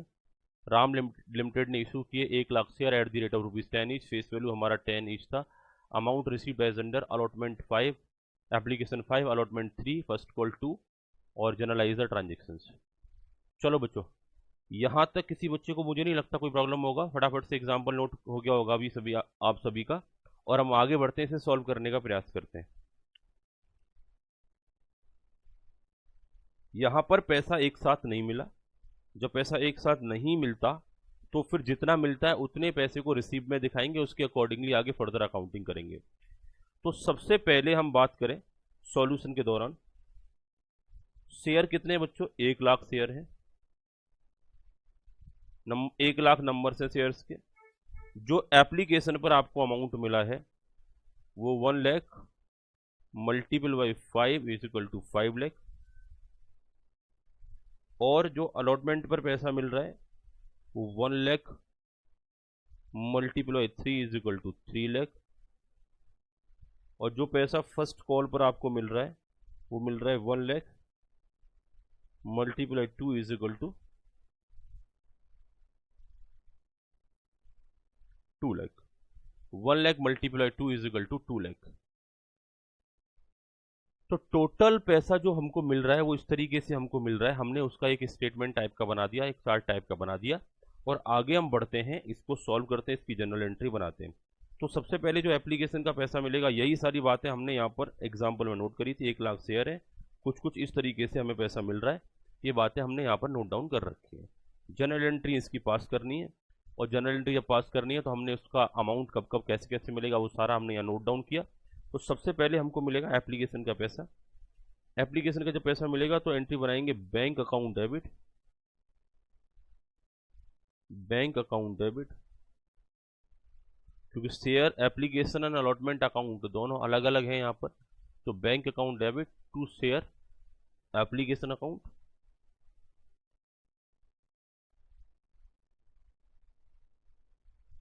Being application money received. ये एंट्री हमने ऐसा क्यों बनाया बच्चों? क्योंकि पैसा आ रहा है, असेट्स बढ़ रही है, तो असेट्स बढ़ती है तो उसे डेबिट करते हैं, और एक टेम्परेरी लाइबिलिटी का अकाउंट ओपन किया हमने 5 लाख से, वो लाइबिलिटी को कर दिया क्रेडिट। जब लाइबिलिटी बढ़ती है तो उसे हम क्या करते हैं, फर्दर क्रेडिट करते हैं। Bank account debit to share application, ये हमने एंट्री बनाया बच्चों। अब अगली एंट्री की तरफ बढ़ें तो वो अगली एंट्री बनेगी हमारा in the event of allotment. भाई एप्लीकेशन का पैसा मिला है, एप्लीकेशन का पैसा अलॉटमेंट पर, एप्लीकेशन का पैसा अलॉटमेंट पर ही कहीं ना कहीं ड्यू किया जाता है, या अलॉटमेंट पर ही बोला जाता है कि ये पैसा अब हमारा हो गया। ये बेटा रिसीव की एंट्री है। रिसीव की एंट्री मतलब पैसे को रिसीव करने की एंट्री है। ये जो एंट्री है पैसे को रिसीव करने की एंट्री है, और अगली एंट्री जो बनेगी पैसे को अपना बनाने की एंट्री। कंपनी लॉ में जब आप लॉ पढ़ रहे होगे तो आपको सिखाया जाएगा कि जब एप्लीकेशन का पैसा मिलता है तो it is kept in a separate bank account, ऐसे करके बात की जाती है। तो सेपरेट बैंक अकाउंट में क्यों रखा जा रहा है, आपके खुद के कंपनी के बैंक अकाउंट में क्यों नहीं? क्योंकि मालूम नहीं अलॉटमेंट कर पाएंगे या नहीं कर पाएंगे। अलॉटमेंट होगा तो वो पैसा सेपरेट बैंक अकाउंट से आपके कंपनी के बैंक अकाउंट में ट्रांसफर कर लिया जाएगा, बट अलॉटमेंट से पहले उस पैसे को आप अपना पैसा नहीं बोल सकते। तो bank account debit to share application account, ये पैसा हमने अभी बैंक में डिपॉजिट करा रखा है सेपरेट बैंक अकाउंट में, लेकिन ये पैसा कब हमारा होगा, जब ये एंट्री ड्यू हो जाएगी या जब अलॉटमेंट हो जाएगा।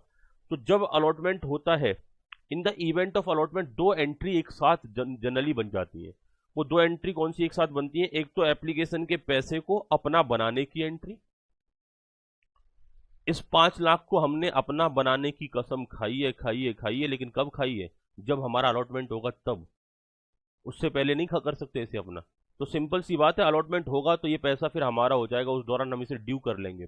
दूसरा, अलॉटमेंट के दौरान हमने बोला था कि हम अलॉटमेंट पर आपसे 3 लाख रुपए और लेंगे, तो इस दौरान एक तो ये 5 लाख रुपए को अपना बनाना स्टार्ट कर देंगे, और 3 लाख का अमाउंट उन पर ड्यू कर देंगे कि अब अलॉटमेंट हो गया और अब आप 3 लाख रुपए भी दीजिए।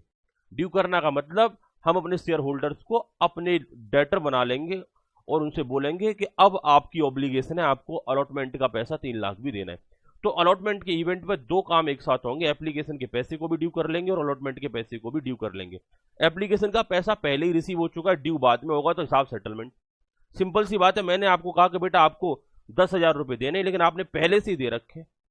तो जैसे ही मैंने बोला अब 10,000 रुपए देने, लेकिन आपने तो पहले से क्लास ज्वाइन करने से पहले से देने, और क्लास ज्वाइन अब किया, तो इसका मतलब हिसाब बराबर, क्योंकि दे पहले से रखे, क्लास ज्वाइन अब किया। लेकिन आपने क्लास ज्वाइन कर लिया और उसके बाद आपकी 10,000 पे करने की आपकी ऑब्लिगेशन बन गई, तो वो पैसा पहले ड्यू हो गया, बाद में आप मुझे पे करोगे। तो सिंपल सी बात है, ड्यू कब हो रहा है कि जब आप क्लास ज्वाइन कर रहे हो, और क्लास ज्वाइन करते ये पहले से दे रखा है, वो आपका सेटलमेंट हो गया, या आप आगे देने वाले हो, या आप आगे देने वाले हो। तो अगर आप आगे पैसा पेमेंट करने वाले हो तो ड्यू पहले हो गया, अब आपकी ऑब्लिगेशन हो गई कि आप पेमेंट करें। सिंपल सी बात समझो, वही कहानी यहां पर हो रही है कि एप्लीकेशन के नाम से पैसा पहले दे रखा है, सेपरेट बैंक अकाउंट में था, जैसे अलॉटमेंट किया इसका मतलब वो पैसा ड्यू हो चुका। अलॉटमेंट का पैसा आगे फर्दर ड्यू हो जाएगा, ड्यू हो जाएगा तो उसकी भी एंट्री पास कर लेंगे। तो इसकी या तो आप दो एंट्री बना सकते हैं अलग अलग, या अलॉटमेंट के इवेंट पर एक कंबाइंड एंट्री भी बना सकते हैं। कंबाइंड एंट्री मतलब एप्लीकेशन को ड्यू करने की एंट्री और अलॉटमेंट की अमाउंट को भी ड्यू करने की एंट्री, जैसे मर्जी बना लेना। मैं आपको दोनों तरीके, दोनों वे आउट बता रहा हूं कि आप किस तरीके से एंट्री पास करेंगे, और करके बताऊंगा, लेकिन दोनों में से कोई एक ही एंट्री आपने पास करनी है। तो पहले हम क्या करेंगे, एप्लीकेशन के पैसे को ड्यू कर दें। Share application account, share application account debit कितना 5 lakh rupees to share capital account, to share capital account, क्योंकि ये पैसा हमने कहा ट्रांसफर कर दिया, शेयर कैपिटल अकाउंट। और ये अमाउंट चला जाएगा बीइंग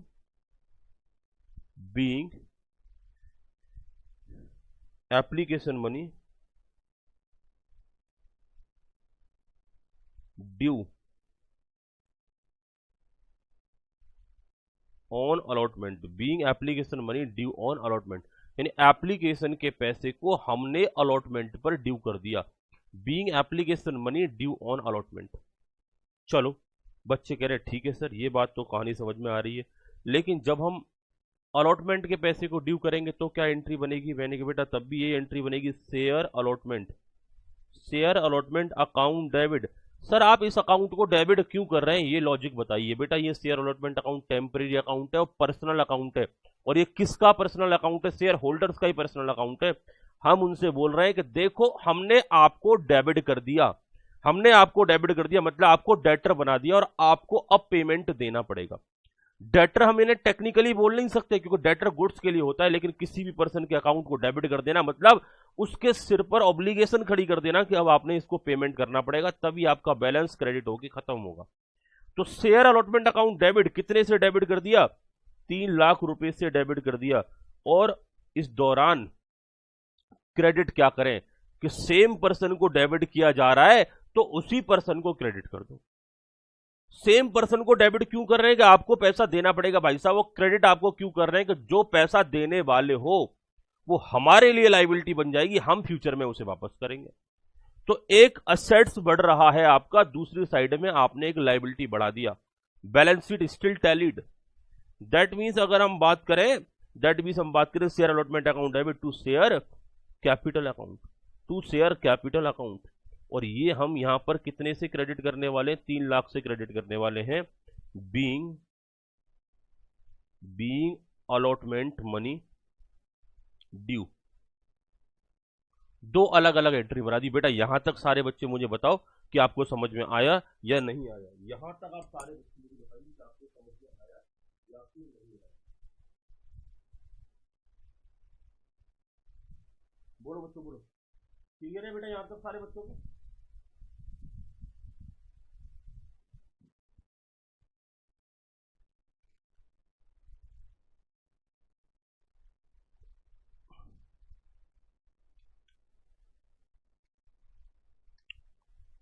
देखो बेटा अब मैं आपको एक बात और बता रहा हूं, यहां मैं एक बैलेंस शीट बनाता हूं। आशीष समझने का प्रयास करना, आपको धीरे धीरे सारी चीजें यहां पर समझ में आ जाएंगी। अभी मैं इसको एक दूसरा तरीका यहां पर मैं आपके सामने लेकर के आ रहा हूं जो आपको बेटर समझ में आए। बैलेंस शीट मैंने यहाँ टी शेप में बना दी है, जैसे कि एज यूजुअली पहले बना करती थी, नॉर्मल कंपनीज की नॉर्मल कंसर्न्स की बनती है, लेकिन कंपनी की बैलेंस शीट ऐसे नहीं बनती। आपको बस फील कराने के लिए, असेट्स और लायबिलिटी का बैलेंस टैली कराने के लिए यहाँ पर मैंने इस टाइप से फिगर मैंने टी शेप में बना दी है, लेकिन बैलेंस शीट हमारी शेड्यूल 3 के फॉर्मेट में बनती है, आप सभी जानते होंगे। हमने एंट्री पहली वाली बनाई बच्चों, bank account debit to share application account. ये बैंक आपका बड़ा, मतलब एक तरीके से ये आपकी असेट्स बढ़ी और शेयर एप्लीकेशन आपकी लायबिलिटी थी, और टेम्परेरी लायबिलिटी का अकाउंट था। ये किसको रिप्रेजेंट करता है? शेयर होल्डर्स को। तो जैसे ही आपने फर्स्ट एंट्री बनाई तो बैलेंस शीट में आपके असेट साइड में बैंक का बैलेंस आ गया कितने का? 5 लाख का।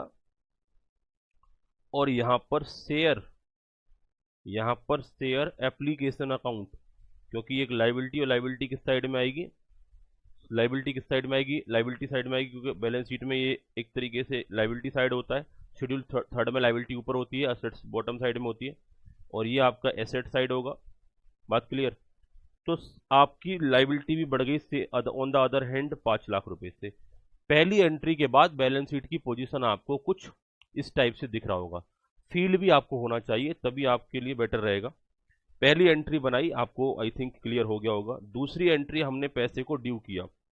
हमने बोला share application and allotment account को जो क्रेडिट था उसे डेबिट करके अब खत्म कर देंगे। अब क्रेडिट था तो जाहिर सी बात है लाइबिलिटी साइड में होगा, उसे अब खत्म कर देंगे, मतलब उसे डेबिट कर दिया तो शेयर एप्लीकेशन से एप्लीकेशन यहाँ पर कट गया, आपस में क्रॉस कैंसिल हो गया, और उसकी जगह नई लाइबिलिटी जनरेट कर ली टू शेयर कैपिटल के नाम से 5 लाख रुपए की।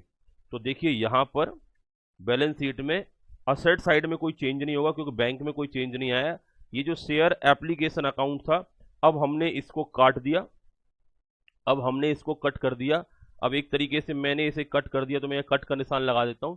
इसकी जगह पर आ गया हमारा share capital account. Share capital account वो कितने का आ गया बेटा?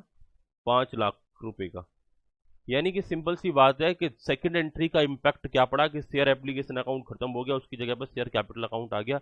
और आप देख पा रहे हैं बैलेंस शीट आपकी अभी भी टैलीड है, इधर 5 लाख है और इधर 5 लाख है। दैट मीन्स बैलेंस शीट के दोनों साइड। बेटा वर्टिकल बैलेंस शीट की बात करते हैं, वो मैं वही बता रहा हूँ, शेड्यूल 3 का फॉर्मेट, मतलब कंपनीज के केस में वर्टिकल बैलेंस शीट बनती है और नॉन कंपनीज के केस में हम नॉर्मल बैलेंस शीट बनाते हैं। जो आपने अकाउंट बैलेंस शीट बनाई होगी वो एक्चुअली मेरे से फॉर्मेट उस टाइप का खिंच गया, तो मैं इसी में आपको समझा दे रहा हूँ। वर्टिकल बैलेंस शीट कंपनीज के केस में बनती है। मुझे बस आपको फिगर टैली कराने, मुझे यहाँ कोई एग्जैक्ट फॉर्मेट बनाना नहीं था, इसलिए मैंने इस टाइप का फॉर्मेट एक बार बन गया तो उसे काटा नहीं फिर आगे। ठीक है, कई बार क्या होता है ना, कुछ चीजें ऐसी होती हैं हाथ अपने आप से ही चल जाते हैं बिना सोचे समझे। मैं आधी अकाउंटिंग आपको करा रहा होता हूँ तो अपने आप से वो ऑटोमेटिकली कंप्यूटराइज फॉर्मेट में अकाउंटिंग हो रही होती है। उस दौरान कई बार मेरा ध्यान कहीं और होता है, ध्यान मेरा एग्जाम्पल पर होता है, हाथ कहीं कुछ और चल जाते हैं। ठीक है, तो इस टाइप की प्रोग्रामिंग चलती रहती है ना, क्योंकि कॉन्टिन्यूस बेसिस पे सारी चीजें। तो वो बन गया तो फिर मैंने काटा नहीं, मैंने कहा अगला पेज क्या लिया जाए, समझा देता हूँ बच्चों को इधर ही। और इसीलिए मैंने वो डिस्क्लेमर दिया था कि कंपनी की बैलेंस शीट शेड्यूल 3 के अकॉर्डिंगली बनती है। बाद में कोई बच्चा ये ना बोले कि सर तो गलत करा रहे हैं, ऐसे तो बैलेंस शीट बनती है नहीं है।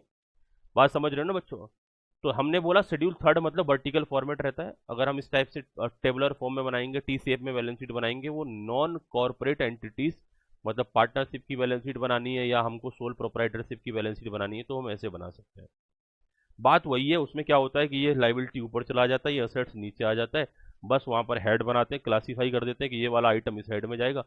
फर्क इतना ही है, लेकिन बात तो ये है कि ऊपर वाली जो लाइबिलिटी साइड है उसका टोटल असेट साइड के इक्विवेलेंट होना चाहिए। क्लासिफिकेशन का तरीका बदला, प्रेजेंटेशन का तरीका बदला। पहली एंट्री को हमने पोस्ट कर दिया बैलेंस शीट में, दूसरी को भी हम बैलेंस शीट में लेके गए, हमको बैलेंस शीट का टोटल टैलीड ही मिला। तीसरी एंट्री हमने बनाया share allotment account debit to share capital. देखो थर्ड एंट्री में देखना क्या कहानी बदली। शेयर कैपिटल का मतलब लाइबिलिटी होगा, क्रेडिट हो गया, लाइबिलिटी साइड में जाएगा। शेयर अलॉटमेंट एक असेट्स हो गया, सामने वाली पार्टी को हम बोल रहे हैं ये हमारे डेटर देनदार हैं और ये हमको पैसे देंगे, डेबिट बैलेंस असेट साइड में जाएगा शेयर अलॉटमेंट के नाम से।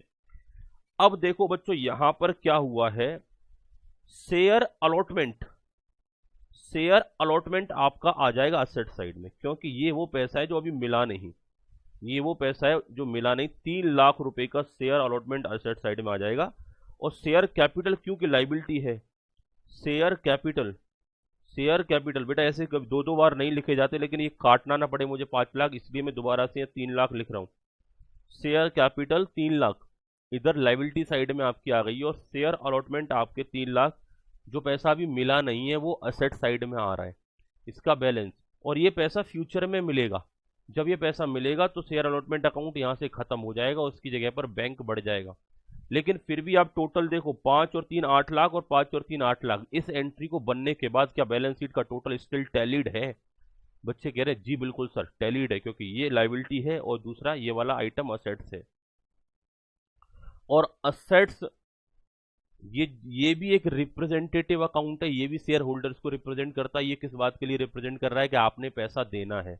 और ये कैपिटल भी एक रिप्रेजेंटेटिव अकाउंट है, ये भी शेयर होल्डर्स को रिप्रेजेंट करता है कि हम फ्यूचर में आपके इस पैसे को वापसी करेंगे या इस पैसे से जो कमाएंगे उस प्रॉफिट को आपको बांटेंगे। तो एक तरीके से ये हमारी लाइबिलिटी हो गई, ये हमारी असेट्स हो गई। यहां तक भी आई थिंक सारे बच्चों को समझ में आ गया होगा। मैंने entry number 1, entry number 2, entry number 3, तीनों एंट्रीज को आपने समझाने का प्रयास किया। अब थर्ड एंट्री की जगह पर, इन दो एंट्रीज की जगह पर, सेकंड और थर्ड एंट्री की जगह पर हम एक कंबाइंड एंट्री भी बना सकते हैं, क्योंकि ये दोनों एंट्री, एंट्री नंबर सेकंड और एंट्री नंबर थर्ड, ये अलॉटमेंट वाले दिन ही बनती हैं और एक ही दिन बनती हैं। जिस दिन अलॉटमेंट होगा उस दिन एप्लीकेशन के पैसे को ड्यू किया जाएगा, और जिस दिन अलॉटमेंट होगा उस दिन अलॉटमेंट के पैसे को भी डिमांड किया जाता है। तो यहां देखो जरा बेटा, शेयर कैपिटल इधर क्रेडिट है, शेयर कैपिटल ही इधर क्रेडिट है, तो दोनों शेयर कैपिटल को एक साथ क्रेडिट कर देते हैं 5 और 3 8 लाख रुपए से। शेयर एप्लीकेशन अकाउंट ऊपर डेबिट है 5 लाख से, और शेयर अलॉटमेंट अकाउंट नीचे डेबिट है 3 लाख रुपए से। तो हम यहां पर ऐसे करके भी एक एंट्री बना सकते हैं, कंबाइंड एंट्री शेयर एप्लीकेशन, लेकिन ये एंट्री बच्चा और करके बनेगी, और मतलब ये सेकंड एंड थर्ड एंट्री का सब्स्टिट्यूट होगा। क्या होगा? सब्स्टिट्यूट होगा। सेकंड और थर्ड एंट्री की जगह पर हम ये वाली एंट्री भी बना सकते हैं। कौन सी वाली एंट्री बना रहे हैं बेटा? Share application, share application account debit. अब ऐसा मत कर देना कि पहले ये दो एंट्री पास कर लो बाद में ये कंबाइंड वाली एंट्री भी पास कर दो, और कहानी सारी खराब कर दो, बैलेंस शीट में कुछ का कुछ अर्थ का अनर्थ हो जाएगा। Share application account debit, share application account debit, share allotment account debit, share allotment account debit to share capital account. Application को डेबिट किया बच्चों हमने 5 लाख रुपीज से, और अलॉटमेंट को डेबिट किया हमने 3 लाख रुपीज से, और शेयर कैपिटल को हमने क्रेडिट कर दिया 8 लाख रुपीज से।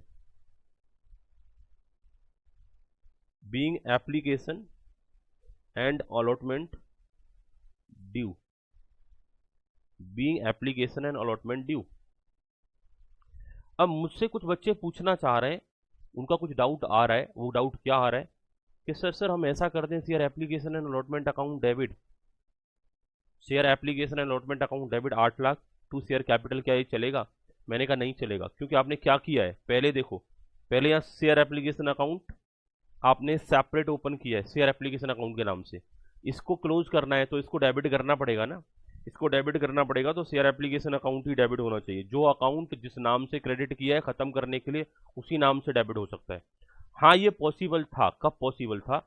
जब आप एप्लीकेशन रिसीव्ड वाली एंट्री के दौरान भी आप share application and allotment account लिखते हैं यहाँ पर, बाद में आप अलॉटमेंट, बाद में आप क्या करते, अलॉटमेंट के टाइम पर share application and allotment account debit करते तो एग्रीगेट में 8 लाख रुपए से, पहले से वो क्रेडिट है 5 लाख, डेबिट कर दिया 8 लाख, 3 लाख से फर्दर बाद में डेबिट हो जाता। ये पॉसिबल था, लेकिन अगर उस दौरान आपको एप्लीकेशन की जो एंट्री है ना, उस दौरान ही एक वर्ड यूज करना पड़ता share application and allotment account. तो ध्यान रखना, 2-3 अलग अलग फॉर्मेट्स आपको बुक्स में देखने को मिलेंगे, किसी से कंफ्यूज नहीं होना। लॉजिक मैंने आपको दे दिया है, जिस अकाउंट को खोला उसे क्लोज करना बनेगा जब आप शेयर इशू करोगे। तो शेयर एप्लीकेशन अकाउंट को मैंने क्लोज कर दिया 5 लाख से, अलॉटमेंट अकाउंट को ओपन कर दिया 3 लाख से, और शेयर कैपिटल में 8 लाख ट्रांसफर हो चुके हैं। और यही इन दो एंट्रीज का इफेक्ट था। या तो इन दो एंट्रीज को बना लो या फिर इस एक एंट्री को बना लो, कोई फर्क नहीं पड़ता जब जब आप अकाउंटिंग कर रहे हो। आई थिंक आपको समझ में आ गया होगा। यहां तक किसी भी बच्चे को कोई दिक्कत नहीं होगी, किसी भी बच्चे को कोई दिक्कत नहीं होगी। मैं आपको सारे लॉजिक दे रहा हूं। बच्चे कह रहे हैं सर ये जो ऑल्टरनेटिव एंट्री बनाई है ना, इसका बैलेंस शीट पर इंपैक्ट डालेंगे तो क्या सेम ही रहेगा? मैंने बिल्कुल सेम रहेगा बेटा। कैसे सेम रहेगा जरा देखो। शेयर एप्लीकेशन अकाउंट जो क्रेडिट था वो डेबिट करके खत्म हो गया, बैंक बैलेंस शीट के डेबिट साइड में चला जाएगा, सॉरी बैलेंस शीट के असेट साइड में चला जाएगा 5 लाख रुपए से। शेयर एप्लीकेशन अकाउंट ऑलरेडी खत्म हो जाएगा, शेयर अलॉटमेंट अकाउंट डेबिट हो गया 3 लाख रुपए से, ये भी असेट साइड में चला जाएगा, और शेयर कैपिटल चला जाएगा लाइबिलिटी साइड में 8 लाख रुपए से। तो असेट साइड भी 8 लाख रुपए और लाइबिलिटी साइड भी 8 लाख रुपए, बैलेंस शीट स्टिल टैलीड होगी। दैट मीन्स पहली 3 एंट्री बनाओ या पहले 2 एंट्री बना लो। अलॉटमेंट तक का सारा एस्पेक्ट, अलॉटमेंट के ड्यू होने तक का एस्पेक्ट आप वहां कवर कर सकते हैं। लेकिन अलॉटमेंट का पैसा रिसीव भी तो करना है, लेकिन अलॉटमेंट का पैसा जब रिसीव करेंगे तो उसका कोई कंबाइंड एंट्री नहीं बनेगा, उसकी अलग सेपरेट एंट्री बनानी पड़ेगी। वो पैसा आप रिसीव करोगे, और रिसीव करते टाइम पे क्या एंट्री बनाओगे? Bank account debit. पैसा आएगा, कितना आएगा अलॉटमेंट का? 3 लाख रुपए आएंगे। Bank account debit to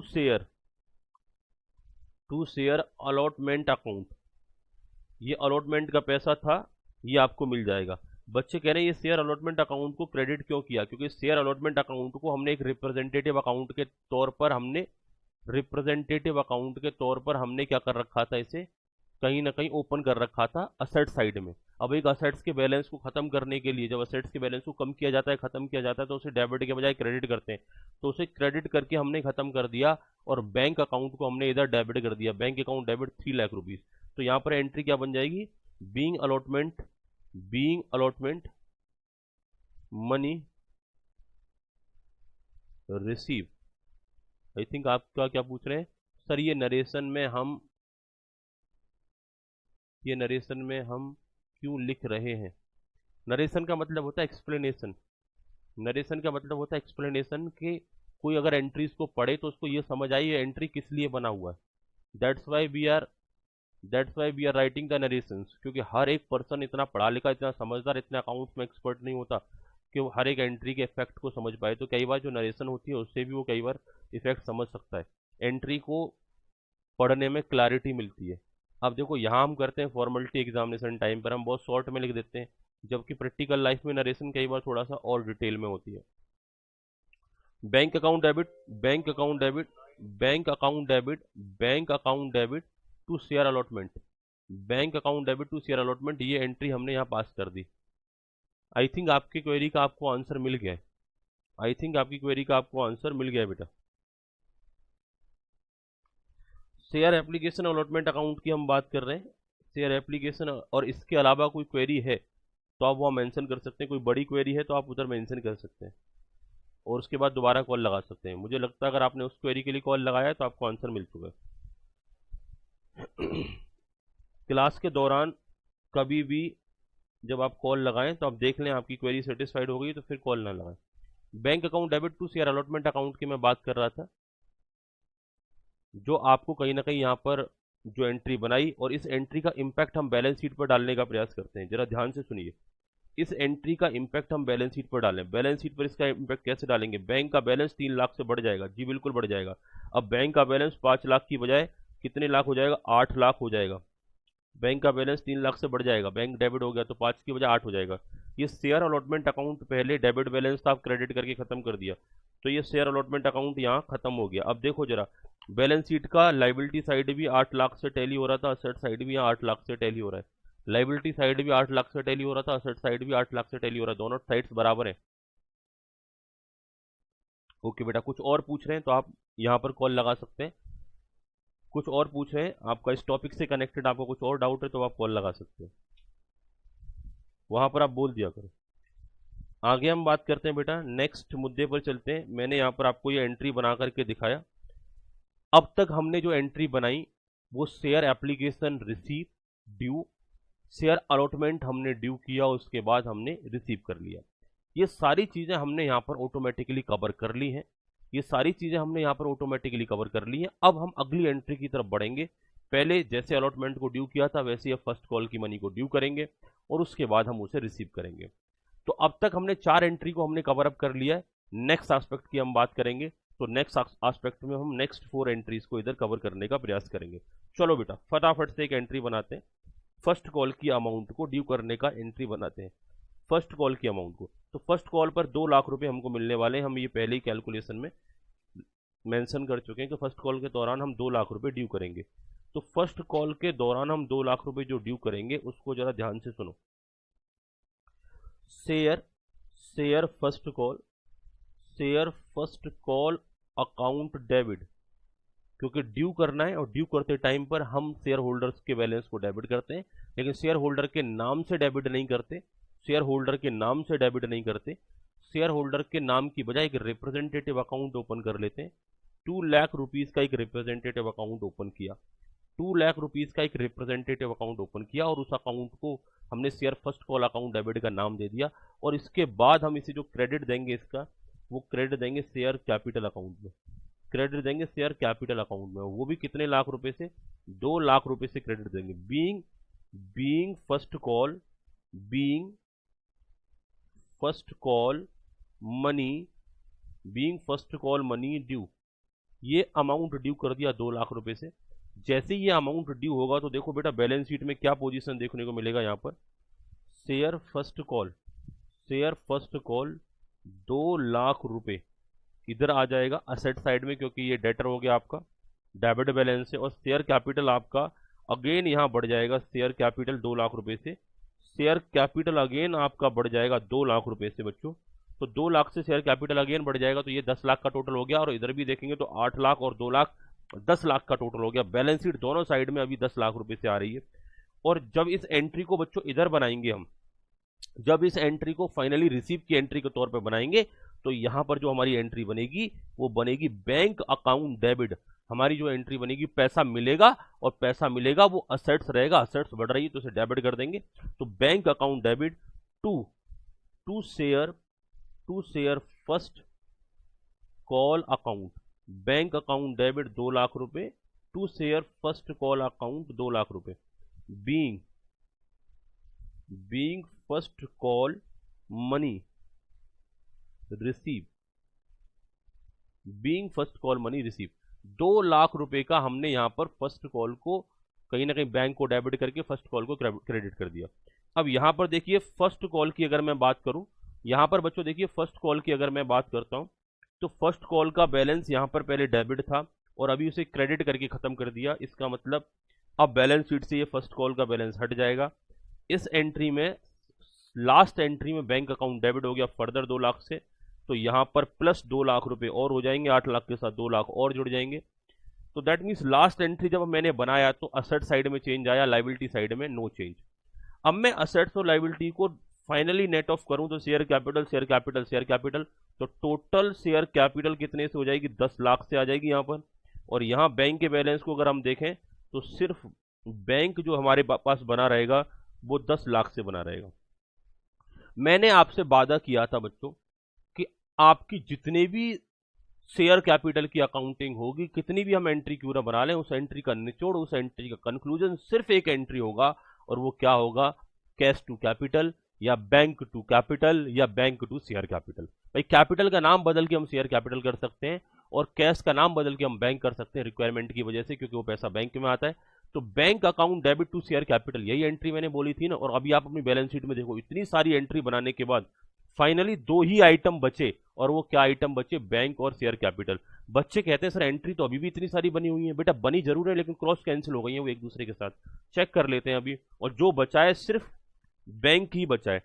cross cancel करने के लिए मैं ये 2 एंट्री या इसका ऑल्टरनेटिव ये एक एंट्री, मैं इसे अभी के लिए यहां से हटा देता हूं, इसे अभी के लिए सस्पेंस में डाल देता हूं, क्योंकि ये दोनों एंट्री में से कोई एक ही बनता है, या तो इस एंट्री को बना लो या फिर इस एंट्री को बना लो।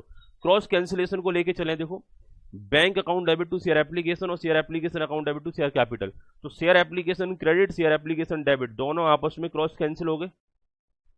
बचा क्या, bank debit to share capital account, bank debit to share क्या, पहली 2 एंट्री का निचोड़ क्या बचा, bank to capital, bank debit to share capital, कितने से, 5 लाख रुपीज से। पहली 2 एंट्री का अगर एक सिंगल एंट्री बनाए कट करने के बाद, क्रॉस करने के बाद, तो बैंक टू शेयर कैपिटल, और वो कितने लाख से, 5 लाख रुपए से, 5 लाख रुपए से ये एंट्री बनी हमारी। बात क्लियर। अगली एंट्री की बात करें, शेयर अलॉटमेंट अकाउंट डेबिट है to share capital, share allotment account यहां डेबिट है और यहां पर हमारा शेयर अलॉटमेंट अकाउंट क्रेडिट है, तो शेयर अलॉटमेंट से शेयर अलॉटमेंट कट गया। यहां बैंक का बैलेंस डेबिट और इधर शेयर कैपिटल का बैलेंस क्रेडिट बचा 3 लाख से। यहां शेयर कैपिटल का बैलेंस जो क्रेडिट बचा, शेयर कैपिटल का बैलेंस जो क्रेडिट बचा 3 लाख रुपए से। तो बेटा बैंक और शेयर कैपिटल का बैलेंस बचा, शेयर अलॉटमेंट के बैलेंस आपस में क्रॉस कैंसिल हो गए। तो एंट्री फाइनली क्या बना, ये भी बैंक डेबिट, ये भी एंट्री क्या बना, bank debit to share capital, और कितने लाख से, 3 लाख रुपीज से, 3 लाख रुपीज से। अगली entry, last entry, last 2 entries की बात कर लें।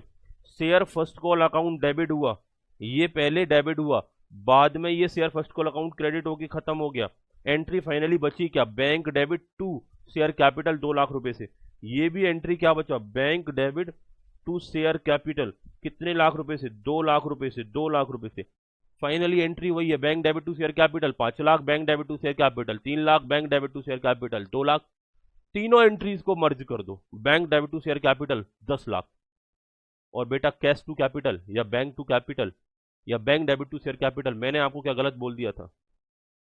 मैंने आपको बोला था जितने भी एंट्री आप बना लेना उस एंट्री का एक ही निचोड़ होगा, जैसे हम नॉर्मल बिजनेस के अकाउंट में एंट्रीज पास करते हैं वैसे ही एंट्री पास होंगी।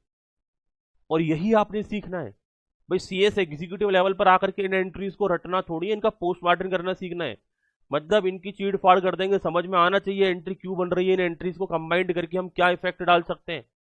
बात क्लियर है? आई थिंक आप सारे बच्चों को यहाँ आस्पेक्ट समझ में आ गया होगा। किसी को किसी भी टाइप की कोई समस्या हो तो वो समस्या मेरे को बता सकता है। समस्या बड़ी है तो वो कॉल कर सकता है, समस्या छोटी है तो वहां टाइप कर सकता है। जल्दी से फटाफट से अपनी अपनी समस्या या तो डिफाइन करो, या बोलोगे सर सब कुछ समझ में आ गया, आगे बढ़िए। या तो बोलिए सर सब कुछ समझ में आ गया, यस सर ऑल क्लियर, या कोई समस्या हो तो समस्या को उधर टाइप करिए। यहां तक सारे बच्चों को क्लियर हो गया होगा। इफेक्ट्स जो मैंने समझाया आपको, बैलेंस शीट पे क्या इफेक्ट डाले जाते हैं, वो सारे के सारे इफेक्ट भी आपको एकदम से क्लियर हो चुके होंगे। चलो बेटा, यहां पर हमने बात करा, यहां पर हमने बात किया, बड़ा सिंपल सा फंडामेंटल था क्वेश्चन। भले ही सिंपल था लेकिन सिंपल क्वेश्चंस पर हम अपने अगर फंडामेंटल्स को क्लियर कर लेते हैं तो दैट वाज वेरी गुड। तो situation number 1, no default by share holder. Situation number 1 से रिलेटेड क्वेश्चन सी कर रहे हैं। एक क्वेश्चन और मुझे आपको सॉल्व करवाना है, फटाफट से आप क्वेश्चन सॉल्व करते रहिए। चलो बच्चों एग्जाम्पल नोट करो।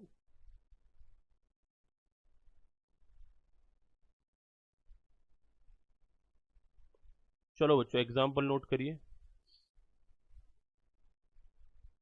A limited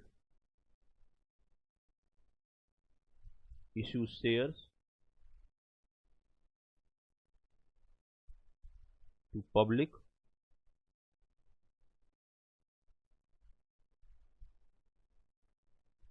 $10,000 shares at the rate of 10 each.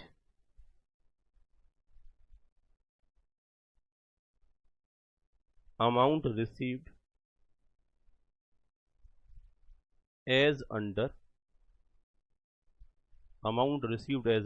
application 4 rupees, allotment 4 rupees, first call 2 rupees. Generalize the transaction.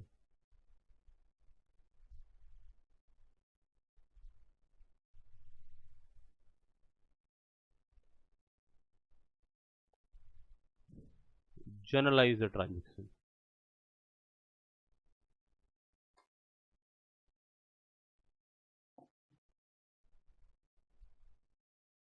And एक काम करो बेटा, थोड़ा सा मैं यहां पर ट्विस्ट डाल रहा हूं। Generalise the transaction and prepare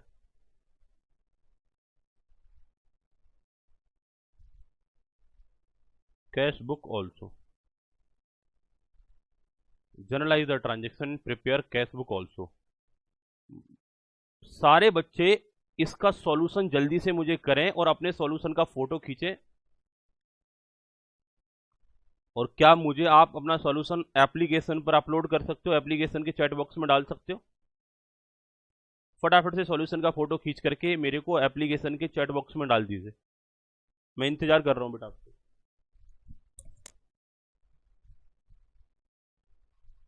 solution बनाए, सॉल्यूशन का फोटो खींच करके एप्लीकेशन के चैट बॉक्स में डाल।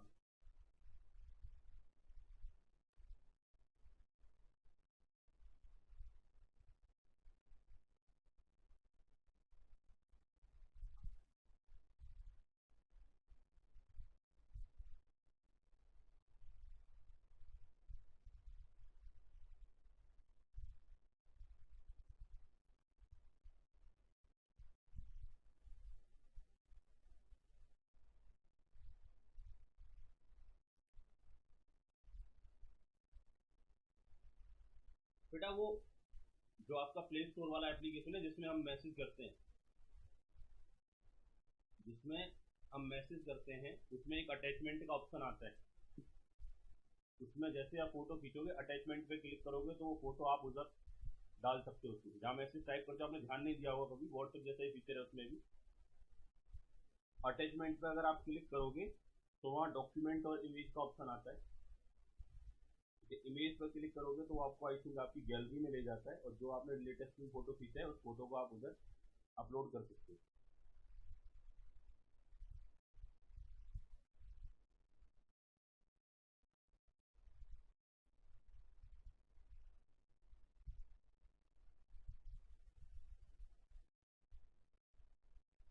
और इवन दो जब आप अटैच कर रहे हैं तो उसमें एक ऑप्शन ये भी आ रहा है, जब आप अटैच कर रहे हैं तो एक ऑप्शन ये भी आ रहा है, इमेज पे जा रहे हो, इमेज पर डायरेक्ट फोटो खींचने का ऑप्शन भी आ रहा है व्हाट्सएप के थ्रू। वो डायरेक्ट फोटो खींच करके भी आप डाल सकते हो। मैं आपसे बोल रहा हूँ बेटा, जो आपका एप्लीकेशन है व्हाट्सएप वाला, जो है जो आपका प्ले स्टोर वाला जो एप्लीकेशन है, प्रीति सिंह क्लासेस के नाम से जो एप्लीकेशन है, उस एप्लीकेशन का जहाँ पर आपको मैसेज मिलता है, उस एप्लीकेशन में जाकर के आपने उस एप्लीकेशन में जाकर के एक अटैचमेंट का ऑप्शन है लेफ्ट हैंड साइड में, उस पर क्लिक करोगे तो वहाँ इमेज अपलोड करने का ऑप्शन आता है। इमेज पर क्लिक करोगे तो वहाँ डायरेक्ट फोटो खींचने का भी ऑप्शन आ जाता है, या फिर आपने जो पहले से फोटो खींच रखा है उसे भी अपलोड कर सकते हो। तो उधर से जाके आप अपलोड करिए। जरा थोड़ा मैं सॉल्यूशन देखना चाहता हूँ कि आप कितनी अलर्टनेस के साथ काम कर रहे हैं। आई थिंक अभी आप सबको क्लियर हो गया होगा मैं क्या कहना चाह रहा हूँ।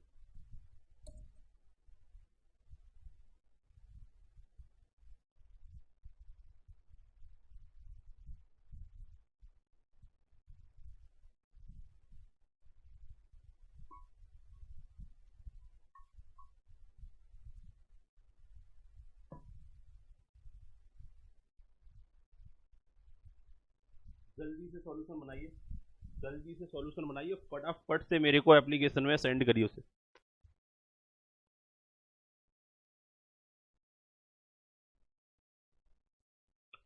जल्दी से सॉल्यूशन बना करके मेरे को एप्लीकेशन में सेंड करिए। मैं थोड़ा सा देखना चाहता हूँ किस टाइप का सॉल्यूशन आप प्रिपेयर कर रहे हैं। फेस टू फेस में भी तो मैं कॉपी चेक कर लेता था ना कभी आपकी, तो कॉपी चेक करने का तरीका है। फेस टू फेस में भी तो मैं आपकी कॉपी चेक करता था, ये कॉपी चेक करने का ये एक दूसरा तरीका समझ लो आप, क्योंकि हर चीज़ का ऑल्टरनेटिव आपका लाइव क्लास में भी होना चाहिए।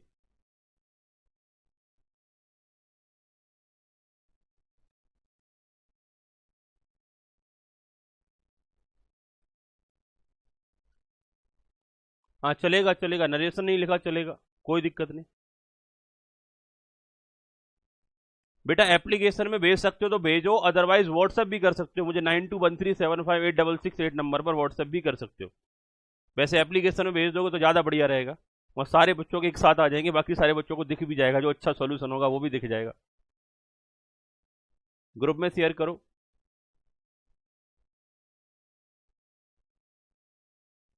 अभी भी मुझे कोई, अरे शुरुआत तो करो कोई भी एक, शुरुआत करने से डर लग रहा है सर, बना के तो रखा हुआ है सॉल्यूशन, इमेज भेजने से डर लग रहा है। चलो मनीषा का आ चुका है, बहुत बढ़िया बेटा, सबसे पहले आपने शुरुआत किया।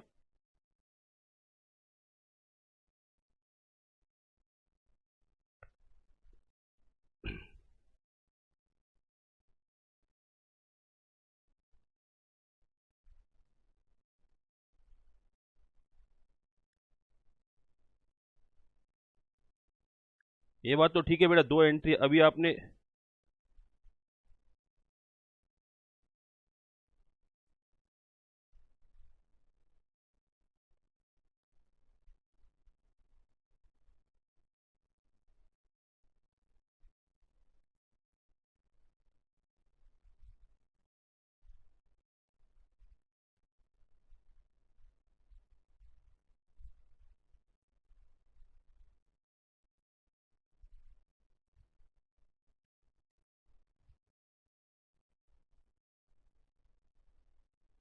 मनीषा सॉल्यूशन मिल गया, ओके। निकिता,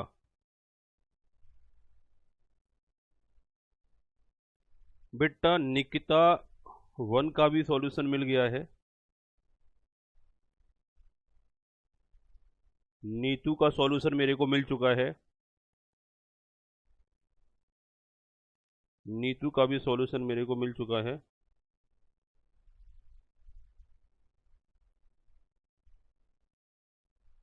निकिता का कुछ और सॉल्यूशन, वही सॉल्यूशन रिपीटेड है। चलो, दो दो बार मत भेजो बेटा, एक एक बार ही मेरे को मिल चुका है। आशीष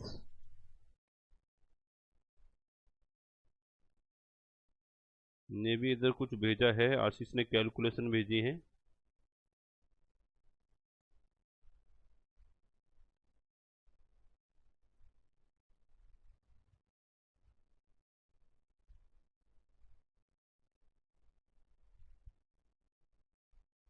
नीतू,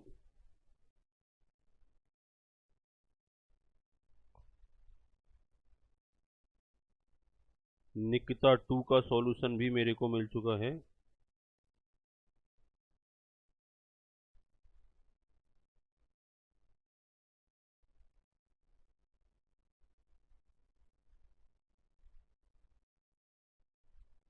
रिया का सॉल्यूशन मैं अगर चेक करूं,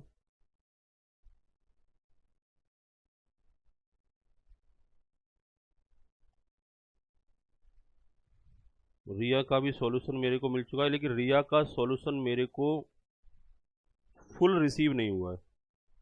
रिया, आपने सॉल्व तो किया है, तो हो सकता है सेकंड पेज पर भेजा हो आपने। ओके, सारे बच्चों में से अब तक जो सही सॉल्यूशन मिला है वो रिया का ही सॉल्यूशन सही है। अब तक सबका सॉल्यूशन गलत है। सारे बच्चों में से अब तक जो सॉल्यूशन मिला है वो सिर्फ रिया का सॉल्यूशन ठीक है, मेरे को देखने को मिल रहा है। कुछ की मैं बात कर रहा हूं। कुछ बेटा, आपका सॉल्यूशन भी गलत है। आपका नया मैसेज मिला। अंशिका का सॉल्यूशन मैं चेक कर पा रहा हूँ। अंशिका का सॉल्यूशन भी सही सॉल्यूशन है। अंशिका का सॉल्यूशन भी सही सॉल्यूशन है अब तक जो मुझे सॉल्यूशन मिल रहे हैं। हाँ बेटा, देख लिया, वो 2 पेजेस हैं बेटा। बस इतने ही सैंपल काफ़ी थे और इतने एग्जाम्पल मेरे लिए काफ़ी हैं मुझे आपकी गलती याद दिलाने में। इस टाइप की गलतियां होती रहती हैं, कोई बात नहीं। अब बाकी सारे बच्चे भेज रहे हैं। अंजलि शर्मा ने भी अपना सॉल्यूशन भेज दिया है। और अंजलि का सॉल्यूशन, अंजलि ने तो पीडीएफ बना दिया बेटा। इतनी मेहनत क्यों कर रहे थे, सीधे फोटो खींचते भेज देते। आपने उसका पहले पीडीएफ बनाया, फिर उसे अपलोड करा, लेकिन सॉल्यूशन गलत। मेहनत बहुत करी आपने, लेकिन सॉल्यूशन गलत। डिंकी का भी सॉल्यूशन मिल गया है। डिंकी का सॉल्यूशन भी चलो चेक ही कर लेते हैं। Share application, share allotment account debit to share capital, bank account debit to share application. बेटा डिंकी, आपका सॉल्यूशन गलत है। डिंकी, आपका सॉल्यूशन गलत साबित हुआ। वैशाली का भी एक बार सॉल्यूशन चेक कर लेते हैं। वैशाली का solution, share application to share capital, share allotment to share capital, share capital. Vaishali का सॉल्यूशन एकदम परफेक्ट। मुबाशरा बेटा, आपका सॉल्यूशन भी गलत।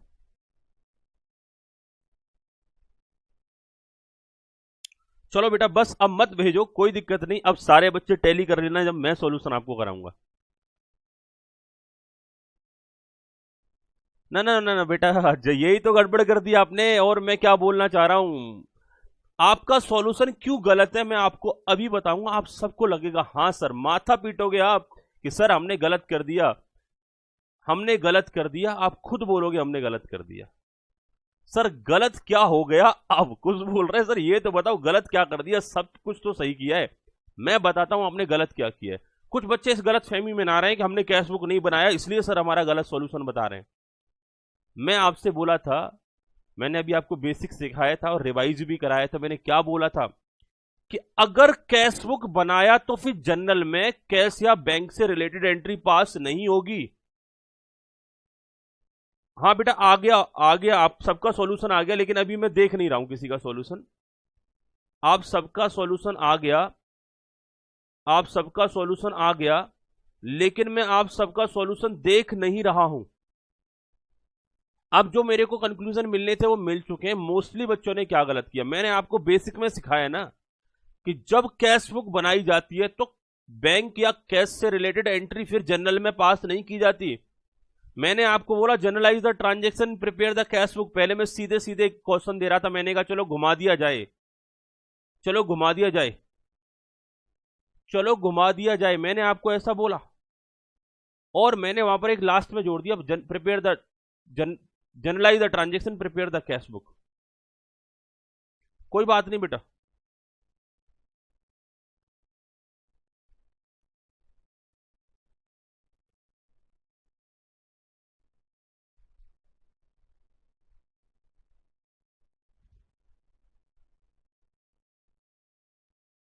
क्या प्रिया दाइया अभी क्लास में है?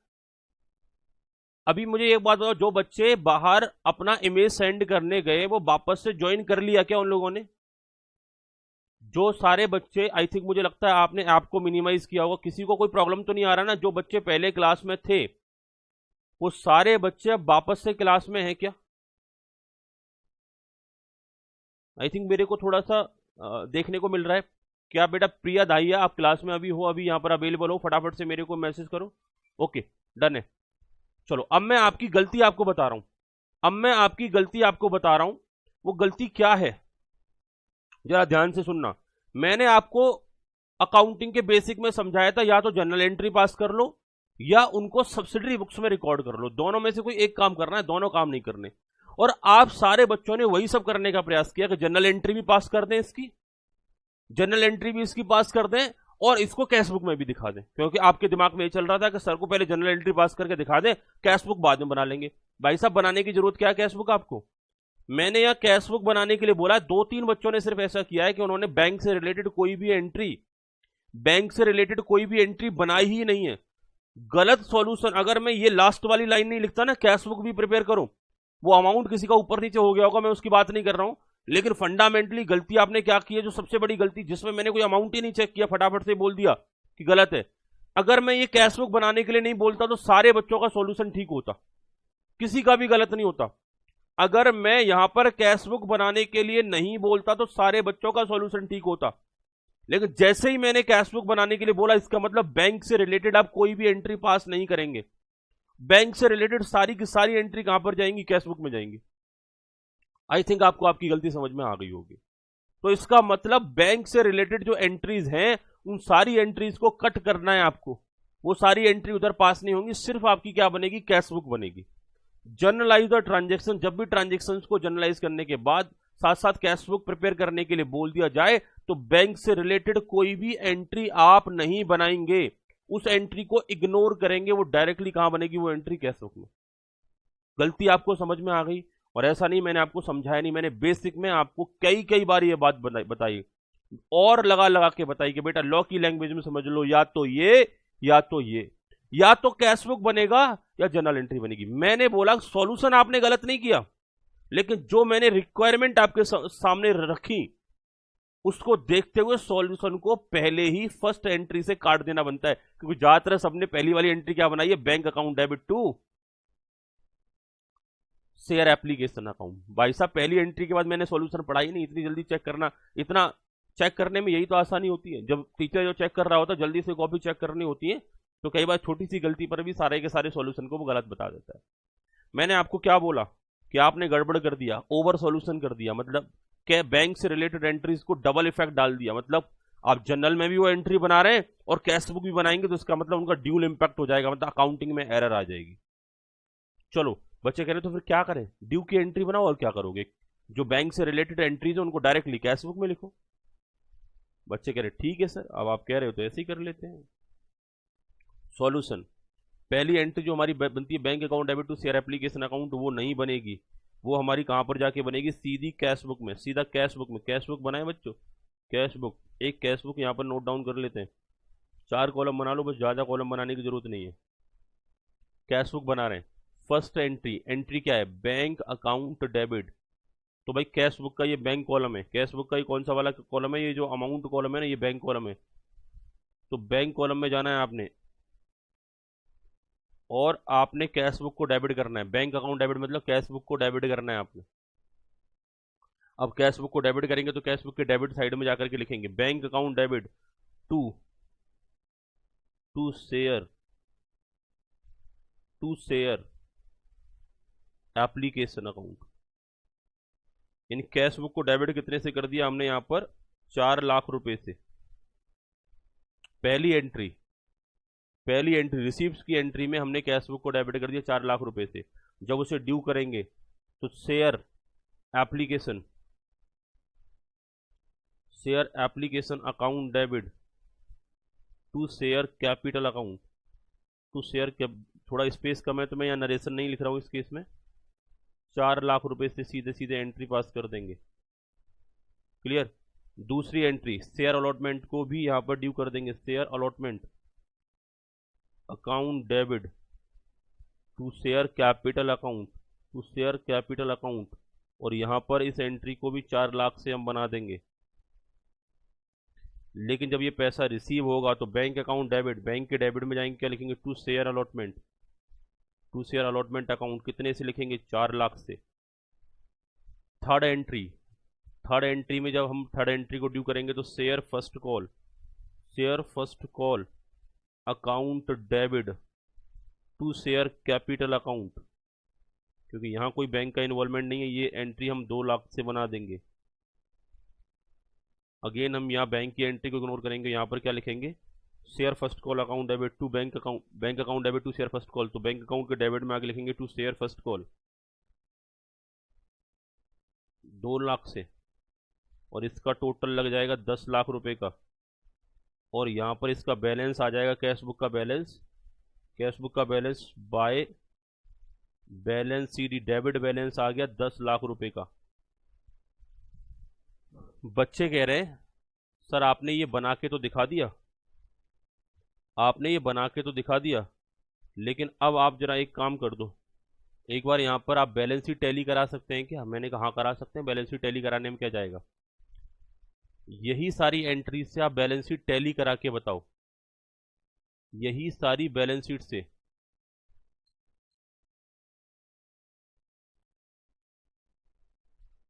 बेटा अलॉटमेंट क्वेश्चन में देखिए बेटा, ए लिमिटेड ने शेयर इशू किए, एप्लीकेशन 4 रुपए, अलॉटमेंट 4 रुपए, फर्स्ट कॉल 2 रुपए, 10,000 शेयर हैं।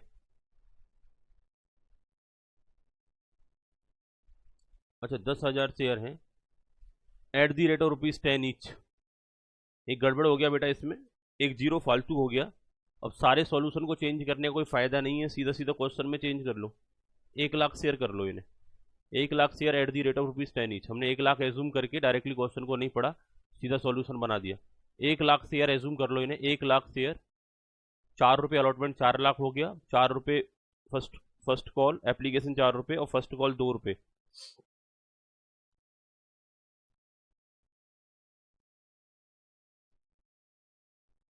ने बेटा ये अलॉटमेंट, एप्लीकेशन अलॉटमेंट सारा मैंने लिखा। मैंने कहा बेटा अमाउंट से मेरे को कोई मतलब नहीं था। आपने जो कंसेप्चुअल एरर की, मैंने आपका कोई भी एंट्री अमाउंट चेक ही नहीं करा, बस मैंने ये चेक किया कि किस किस बच्चे ने बैंक से रिलेटेड जनरल एंट्री पास करी। ये मैं डिफॉल्ट आपसे नहीं चाहता।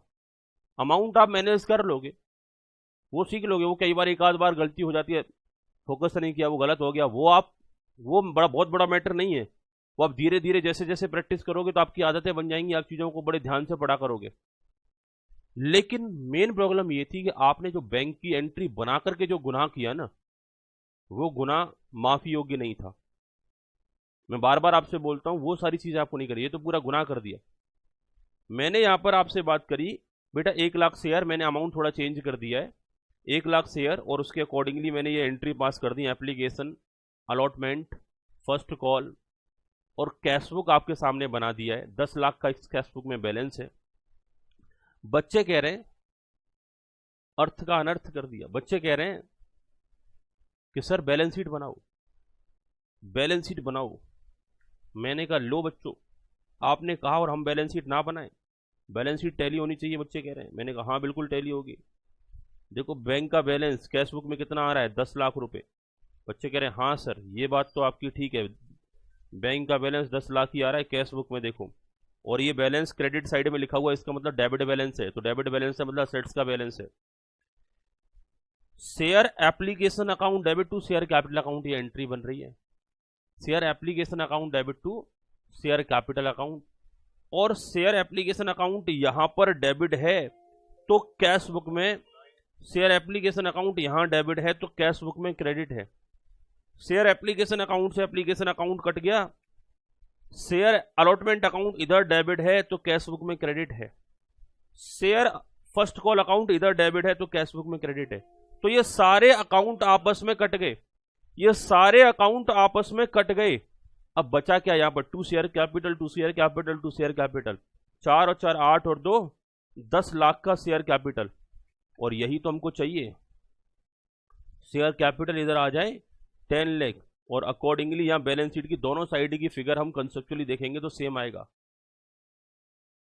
यही हम बात करेंगे, अगर हम यही बात करेंगे बैलेंस शीट का, हम ये देखेंगे शेयर कैपिटल और बैंक। बात क्लियर है बेटा? ध्यान से सुनना। सर नरेशन भी लिख दो इनकी।